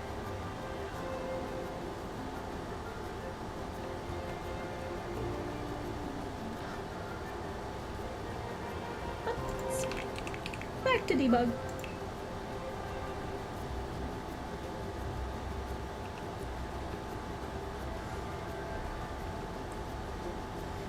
Back to debug, and specifically horse range debug. Which actually, if I'm looking specifically for horse range debug, I can just look up horse range and then go down to the debug stuff. Ugh, some of the stuff. Oh, I don't need rocks. Thank you anyway. Ah. That's a... Oh, yeah. The rabbit hole for the cave. Fountain, water tower. These are cute if you can find like little grassy spots to put them. I've actually owned some of these in like real life. They're cute little like copper flowers that don't need to be watered. Ah, this is what I was looking for. Thank you. Shrink you down just a little bit and kind of put you here. Because now we have a nice statue kind of in between these trees. It looks like the cute horse is running. You were not the one we were looking for. I was looking for that. But that adds some nice texture over along the side here. Because there wasn't a ton going on over here. And while I don't need everything, some things would be nice. Water trough, buildings. Like here's another debug, you know, like this in the 64x64 lot, that could be pretty. This is cute if you wanted to like make your own, you know, ruined pond. Debug. Always debug. This one's interesting because it technically goes up and down. And it's massive. But it technically goes underneath too. It's very strange. Goats! Yeah, you can just put a goat on a lot. I guess. I'm not going to. I don't know why you would. I feel like that's a little sad for the goat. Yeah, this is gravel, so I don't want to assume plant life. Oh, also, this is fun if you can use it on different spaces, if you can find a use for it. I don't really have a use for it on this build, obviously, but... if you want free fencing, there.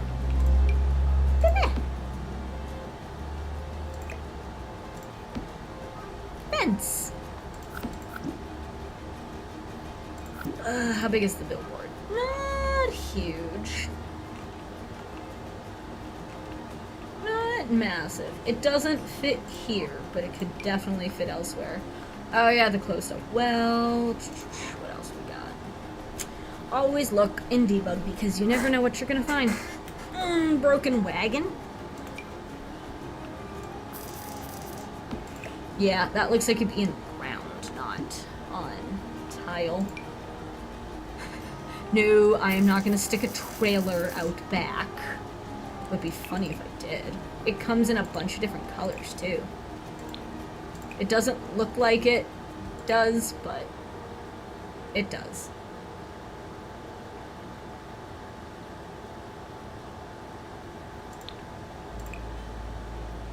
I don't know what the difference between this one and this one is, but it does come in like a couple different colors. It's good if you're building like a ranch. Also, burned out car can work for that. Oh yeah! We'll match! Oh no! Alright. I don't wanna, cause like, I don't have space for a dumpster or anything, so...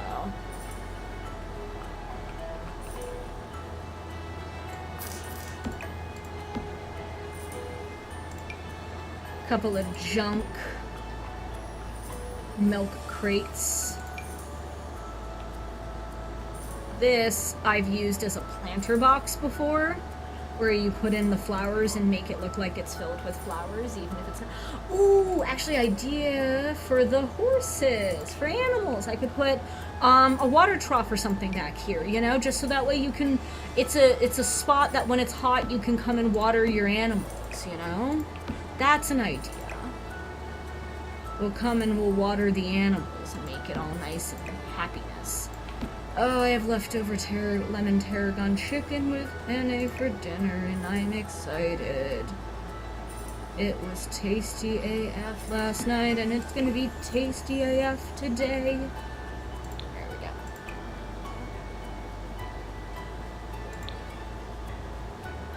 Yeah, they're clipping. I don't like that, and it's cutting into space, so I have to adjust it. I don't wanna. I need to post more on TikTok. I used to post a lot on TikTok and post brain squirrels, and now I just don't. I kind of stopped because I ran out of brain squirrels. Alright, so that's good for water. And then I'm probably going to put like one, you know, kind of over here.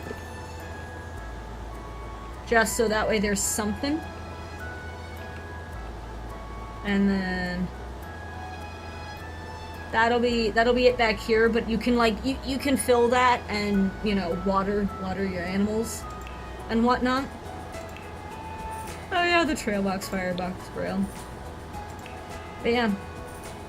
If you're wondering where it is amongst all of them, if you go to, again, transportation, the Mount Komorebi sleds, it's next to that. It's also to the left of the Mountain Trailblazer Junior Plus from Growing Together, so it's like right in the middle. These are invisible, but useful. But that's not my problem. I need something kind of here, so I need some kind of ridiculously large plant. Ridiculously large plant. Decorations, please.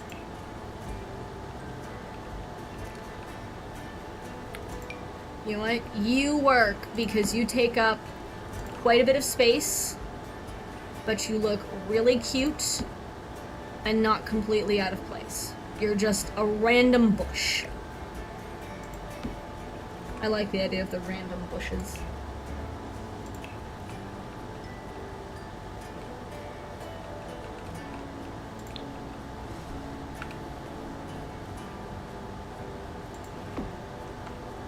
There we go.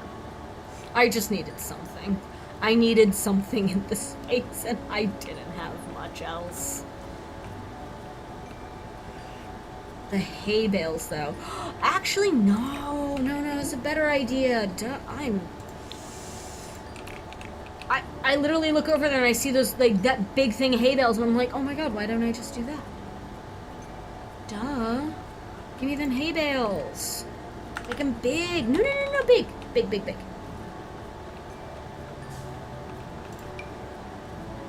Oh, that's not a hay bale. That's a hay bale. Thank you.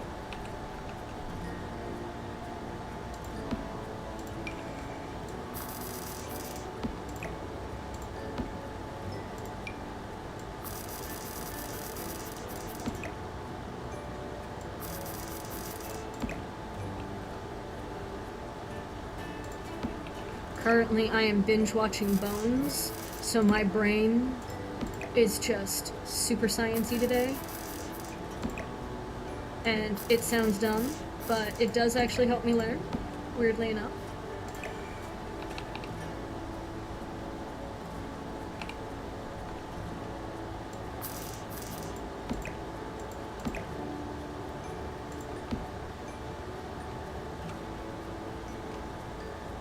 My invisible shelf.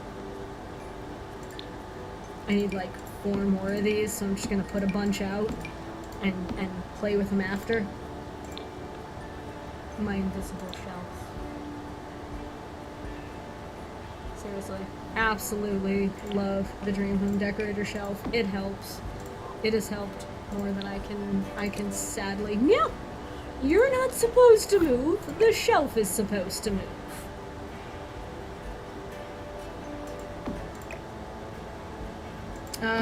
They can't snap to it. Oh well. Nah, I can make it good enough.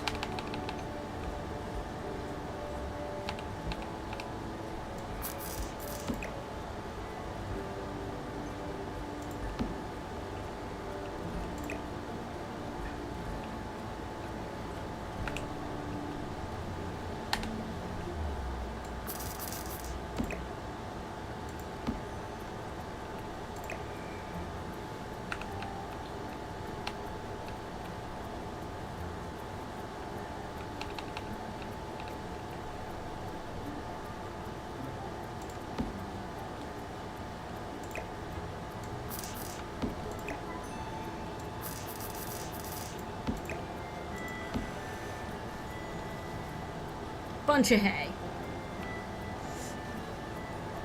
Perfect. Totally exactly what we needed it to look like.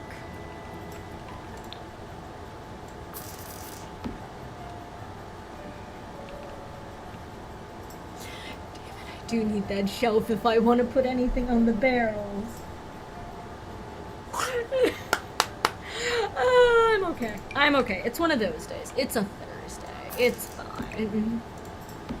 Make a temporary small one, although I might honestly keep it looking like this. That's kind of cute. It looks like just a bunch of stuff kind of, you know, stacked in a corner off to the side where it's not going to, you know, get in anyone's way, basically. It's the, no one's going to be coming back here, we don't need to think about this, you know, vibe.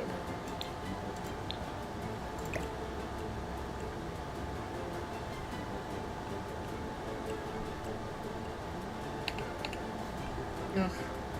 It's going to be so annoying. I'm gonna have to leave those barrels empty. It's just that simple. That's okay. I can leave the barrels empty. I can leave the barrels empty. They can look like that. Alright. We are gonna do a walkthrough, and then I'm actually probably gonna call it good. So, let's first take a look at the exterior. We have kept the exterior how it was. We did not update the colors really or anything like that. We kind of just kept it exactly as it was. We even kept this like flooring spaces as it was. All that interior wise, we updated the paneling, made it look a little fresher. We added a dance floor, but otherwise we kept the layout the same. So, time for a tour. So, hello. I'm sim number, random sim. I'm going to go to the bar over there. Let's see. I don't know how to make it go faster. I know there's a way to make it go faster, but I don't know what it is. Well, thank you. Once I actually get inside, I'll be able to show you, how good. Alright, so, walking up, we have some nice concrete steps up to the main door. We've got a cute little overhang here. I might change that to a brown to kind of match the door, but so far the black looks good with those accents. Over here we have a nice little fountain. We have a couple bikes. We have a sitting area. There are trees there, even though they're invisible because of my location. We've got an absolutely cute little sign. I might make the sign a little bit bigger. I'm thinking I'm going to make it bigger. We've got all this decoration out here. I love this little wooden horse statue. It looks so cute. You've got your information board. Ah, thank you. Shift. Look. Sometimes my brain. Alright, so walking in, we got a nice little entryway here. You can actually see straight back to the bar, which is nice. That's functional. You can read here. And you can sit in this little areas. So we're going to start left, kind of do a loop. Alright. Jumping into here. We've got a couple just nice tables off to the side. I feel like this is the space for like the family get-togethers versus this area, which is the proper bar. So if you step down, you've got a nice big dance area over here. You've got a beautiful couple of, chairs. You've got an absolutely gorgeous 8-seater bar. I had to delete that barrel. That barrel doesn't exist. I don't know what you're talking about. I don't know what you're talking about. There's no barrel there. Coming this way, whoop, too far into a wall. We get a nice little sitting area back there, which would be across from the entry area. Some barrels filled with who knows what, and some storage in the general sense. This direction, out the back patio, we've got a couple of chess tables and another outdoor sitting area that's actually super cute. Coming around, if we go this way, we can go upstairs. Coming up the stairs, we have this view, which with the glass dome roof is actually very pretty. So, continuing up, we have more seating, more just kind of comfy, tables. We've got about 4 of them, I believe, that are like this. You've got more storage over here, but some cute plants. So it's a bit of a squeeze, but you squeeze down back and you go over. And then you've got your bathrooms back here. They match. The biggest difference is the, tapestry is a different color. You've got a basic toilet, nice sink, pretty mirror coming through. Other side is a mirror effect of that. Same thing, but the yellow tapestry. Same exact thing, just a yellow tapestry. Coming down the hall here, you have a nectar making station for you to try your own hand at making a little bit of nectar, maybe storing it here.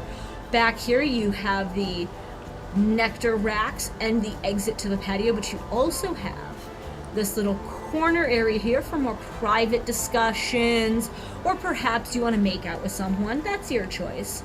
And then going onto the back patio here, we have a lovely sitting area. I'm probably going to move that cask. I haven't decided yet.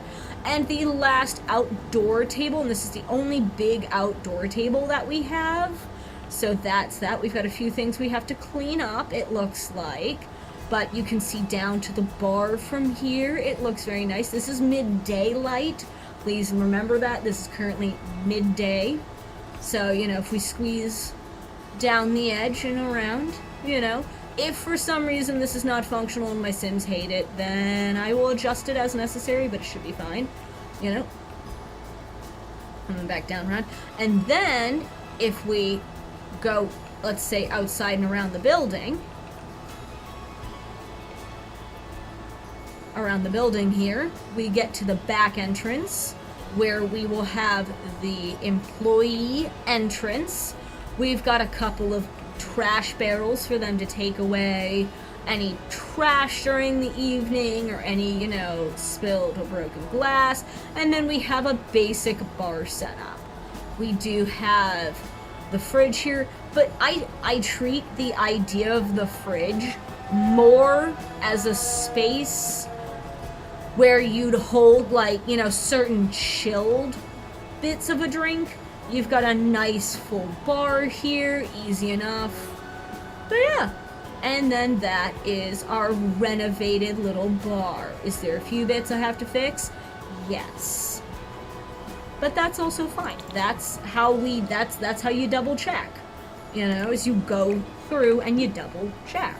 So, since I know I'm gonna move this cask, because it's cute, but not disrupting that table's zen cute, we're gonna put it here instead. And then I'm gonna take this and then kind of put it here, and we're gonna move, actually, I'm gonna put it here, and then I'm gonna move this cask as well. This one's gonna go, because I like the sunflowers on that table, but I don't like the cask. So I'm gonna put the cask actually probably over here and move, I have flowers. I want the chicken there. I can just get rid of the flask. I don't mind getting rid of one piece, I can add in other things if I need to. Decorations. Clutter. Yeah. Miscellaneous, perhaps? No, that's a huge box. I mean, I could go with one of these. That's kind of cute. We've done a ton of them, but I don't mind them. Excellent. But voila. I believe we have finished the renovation of the oak barrel. I'm going to make this sign a little bit bigger, just to make my life a little bit easier, if it'll let me pick it up.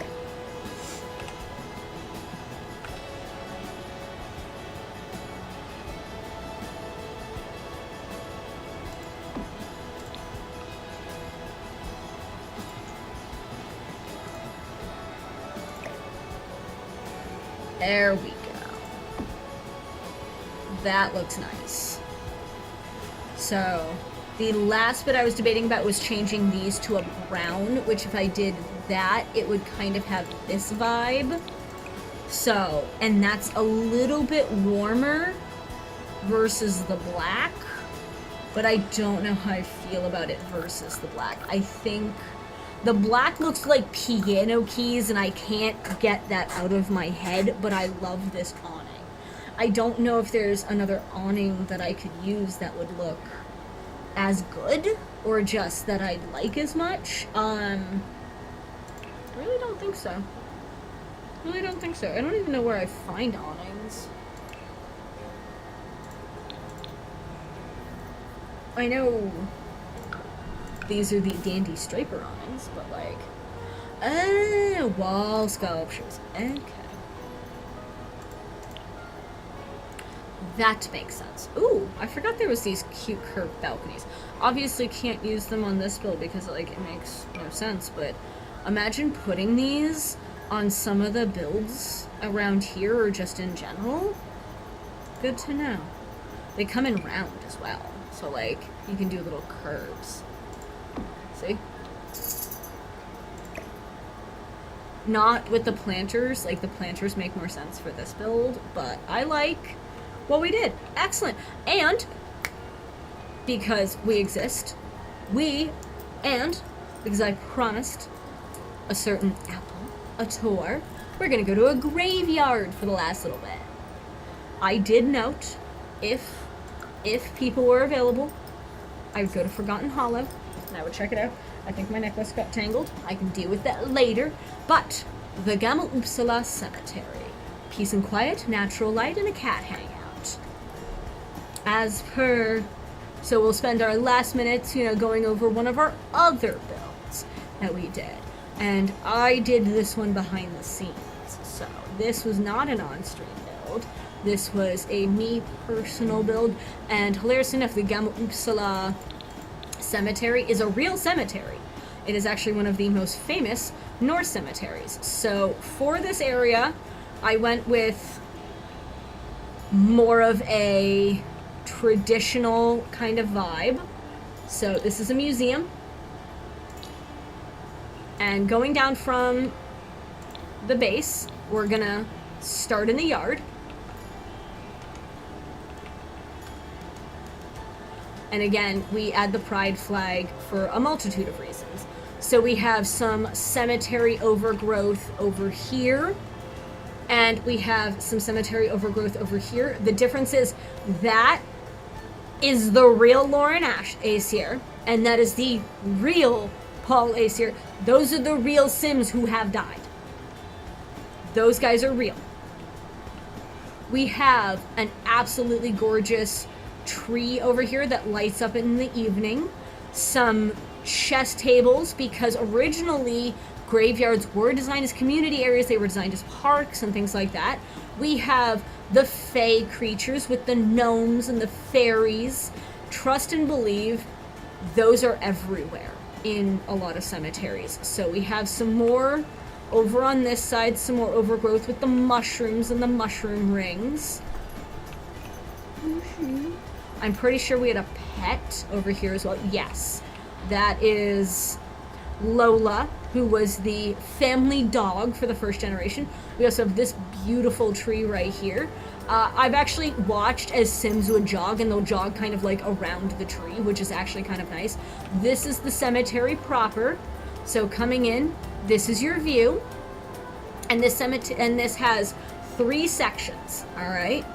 So it has 3 sections. The first section is our entryway into the main hall area here. So you have the nice entryway. This is a Tree of Life tapestry that was added. We have this Tree of Life tapestry as well as some beautiful chandeliers. We are going to skip this door temporarily, just because we're going to go into the main hall. You have this area, which, yes, I know that podium looks ridiculous, but they only really have so many podiums, so I tried. We have some absolutely nice sitting area here. Someone left a book. That's not mine. That was one of the Sims. I have to adjust them slightly, but we have some pet bowls because pets are very important. We have community centers who are also places to do a lot of like connections. So I've added a bunch of different ways in which you can gain skill. So we have a guitar here. We have a beautiful fireplace that I actually hand put all of these crystals around this fireplace, and when it's lit, the crystals actually provide a little bit of backglow. That's true. Half wall around the podium could not be a bad idea. Though where it is, it makes it a little hard for them to walk around if there's a half wall there. You have a community kitchen over here. It's a little bit dated. It's got a few cracks and, you know, all that. But you have your basic, nice little community kitchen. It's got plenty of space. It's got a nice fridge. It's got the coffee maker. It's got your mugs. It's got your fruit. It's got your microwave. It's a good place to have a little community meal. This space has 2 bathrooms, and they are mirrored to each other, so that's the second space. So we have some nice, absolutely lovely little tiny bathrooms in here, because this is a museum, technically. I had to have so much art.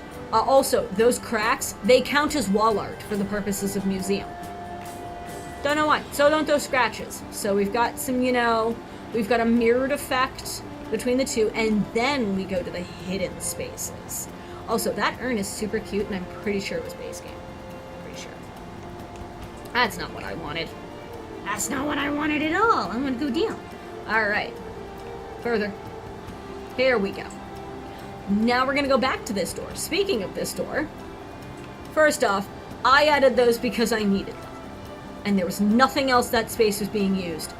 We have some artwork and easels back here. This is a cat hangout, so it makes sense. Going upstairs, we go up the ladder to the 2nd floor. Once at the 2nd floor, we have a bookshelf, a small desk area, and our friend here, also, those spider webs, they count as wall decor. And then last but not least, up this set of stairs, way up, we have the storage area space, which it looks like a Sim's been using the easel up here that I added. And that's functional. That's a functional coffin. That's a functional coffin for your Sims. We have some more easel stuff, some more storage, all that fun stuff. But that is the top of the tower. Besides that, there is no other bit to the tower. So from the top down view, we have this area. It does, again, look like the Sims have actually been using this, you know? Boop. But this is a functional space. You can come up here. This is a functional bed. We go down to the next floor. You've got a little writing area. I've actually seen Sims doing homework here if they come by, which is kind of cool. Downstairs even further, top-down view of the bathrooms and this little hallway space. We have this entryway that we walked through. Those baskets, by the way, if you flip them over, they look super cute, just as kind of like clutter baskets, but they do have a cute animal face on the front if you want to use them for the animal face. Thank you. I'm just gonna put that on the table for now. Half wall here, like as you can see, since I moved it over, I would have to be the half wall, unfortunately, if let's say I did a half wall. All right, we're gonna do a very short half wall. It would have to be here or here, and you see my issue. I could potentially find a short, like maybe partition or something in the decorations vibe, I suppose. Like some kind of like standing something. But there's only so many podiums. They need, okay? Like they have the debater podium set, and then, friggin', this is the high school podium, but because they have like these 3 guys for the most part.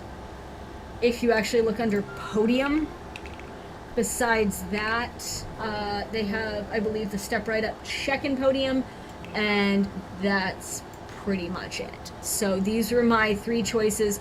I went with high school years. Out of the 3, if they made a wooden podium, I'd use in a heartbeat. But if your choices are, this is literally called the POTUS. Not even kidding you. The POTUS is an internationally recognized platform from which interesting commentary, ideas, and hot takes made. Stand behind the POTUS to stand tall. Then you have this guy, which is The Rostarum station, when asked their favorite platform for which to deliver steering orientation, famous speaker Orvilia Despiche said without question the Rostarum station. Its sound quality and quality materials make it second to none. It's cool, but it only comes in 3 colors. And then you have this, which is the high school podium. Nothing says high school like long speeches. Place this podium at the all the important events to look the part. Known to be used to be drawn up but necessary principal speeches. It came in the most colors. I could change the color, I suppose, but there's really not any. There's 2 that don't have that, and I thought the dark looked better than the light.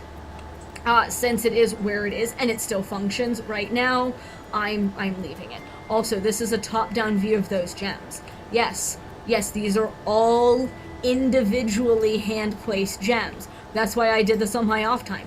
These gems, finding them, placing them, and organizing them took an hour. Not even kidding you. So this is where my generations is going to have all of the generations cemetery like things.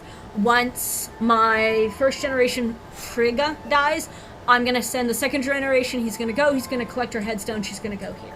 When he dies, the next generation's gonna collect that headstone, put it here. The reason these 2 are here is because they died while we were in the house, and it made the most sense. So, but yeah, this is the Gamma Uppsala cemetery. I made it off stream. It's very pretty. That is the cemetery for my Sims. On the back we have this cute window. In the gallery, eventually it'll become a little buggy, but it's also how many, like, it depends on how many gravestones I put. If I try to just put basically the big generation and maybe who dies with the other generation, I think I can get a little more out of it, but you're not wrong. It's gonna, yeah, Chestnut Ridge. That's the horse one. You're not wrong. That's definitely gonna be quite a bit buggier. I need to upload this to the gallery. So I'm gonna do that real quick. It really should only have 2 packs, which is base game and Horse Ranch, which was the goal. If it has something else, I'm gonna have to hunt it down. I'm gonna have to hunt it down and be like, how did you get in there? Because if I forgot that shelf, it's gonna show up. So we're gonna see. But this has two bathrooms and is a bar.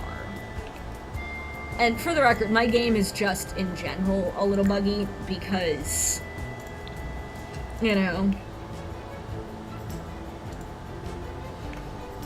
hashtag renovation, hashtag chestnut ridge, hashtag saloon, hashtag bar, hashtag rustic, hashtag dancing time. I'm actually going to put my hashtag first.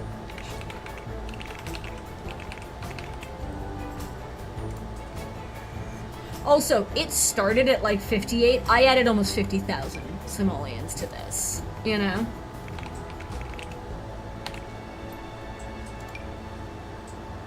Yeah. I think it turned out nice. Yes, I'm gonna overwrite it because I like my renovation and I can always find the original one if I really need it. Fingers crossed. Yep. Oh, it did. It used... okay, so that's all the Horse Ranchy stuff. What did it use from the Rockin' Digital? Oh. So be it. It's still Horse Ranch. And if you lose out on 2 wall decorations, and I'm not even kidding you, because there's one here, and then there's one here, and if you lose out on 2 wall decorations, I think you're still doing fine. But yeah. That is the renovation of the day. Tomorrow is Feel Good Friday, and we are going to be popping over to The Sims we will be working on next Tuesday. But Feel Good Friday, we will be doing Eastshade tomorrow, which if you have not heard of Eastshade, it is a absolutely gorgeous game. 100% recommend. Try to catch it on sale if you can, but it's a very nice game. It is designed... it is literally designed to calm people down. Now, what I need to go do is go through all my Sims save files and delete some of my old saves because I hadn't done that in a while, and I did it recently and I need to do it again because I had saves from like 6 months to a year ago, and I need to kind of go through and make sure that, you know, I don't have like 50 saves because of auto save and stuff like that. So yeah, apply baby proofing to doors and gates to keep your little ones safe. So that's these two individuals. We are going to rejoin them with them and their $266 next Tuesday. So this is the Generation 2 duo. They will be next Tuesday. They'll be adopting a dog next Tuesday. You need some love. That'll be fine. She's off to work, I'm pretty sure. But their house is very small. It's adorable. I have to get them a computer at some point. And eventually maybe a dining area, but for right now, that's what this is. So we're gonna save the game. Norse God Challenge, check, check, check. And that is gonna be my stream. Thank you for everyone for joining us. Tomorrow we will be returning at 1 p.m. Eastern Standard Time for Eastshade, which I hope people enjoy. I've streamed it before, like a couple years ago, and then I haven't streamed it since. I got 2 4-hour streams out of it last time, so I might go a little bit longer than normal, just to kind of do it in 2 streams, just to make life a little bit easier. But it is graphically one of the most beautiful games that I've played in a very long time. It's a very interesting game. It's a very easy game. And it's no combat. You paint. That's it. Basically, the premise behind, and I will discuss it more tomorrow, but the premise behind Eastshade is you are going to Eastshade to paint all the spots that your mother never could. Which is kind of sweet in a very sad, you know, which place I live in New England, which is part of the United States of America, which consists of, I believe, 6 or 7 states. New England is New Hampshire, Vermont, Massachusetts, Connecticut, Rhode Island, and New Jersey. So 6. And Maine. Did I say Maine? New Hampshire, Vermont, Maine. No, New Hampshire, Vermont, Maine, Massachusetts, Connecticut, Rhode Island, New Jersey. 7 states. See, New York wants to be part of New England, but it's not. They lie. And Jersey is... We don't know why Jersey is, but Jersey is. So I live in New England, in one of those states. I used to live in New Hampshire. I now live in Massachusetts. So, for the individuals who are from England, sorry about the tea. Shrug. I hope everyone has a wonderful rest of their day. I will be back tomorrow at 1 p.m. Eastern Standard Time.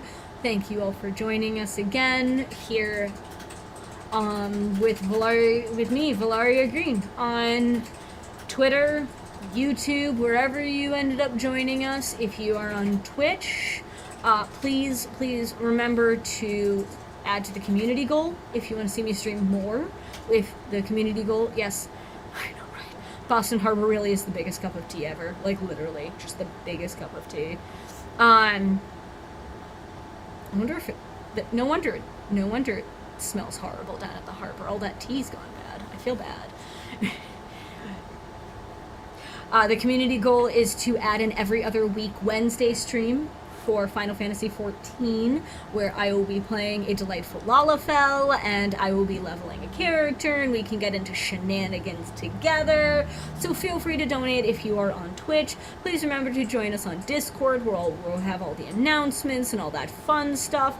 And until then, I hope you have a wonderful rest of your day. I hope it is full of 0 headaches. Please remember to stay hydrated, and if you don't know how to make the spritzers, like I was talking about earlier, take ice, put it in the bottom, pour half a can of seltzer over, pour a little bit of juice. In my case, I added limeade to a raspberry lime seltzer, top it off with a little more seltzer, and you have a refreshing summer drink on top of everything else. That'll keep you hydrated, because that's the important part.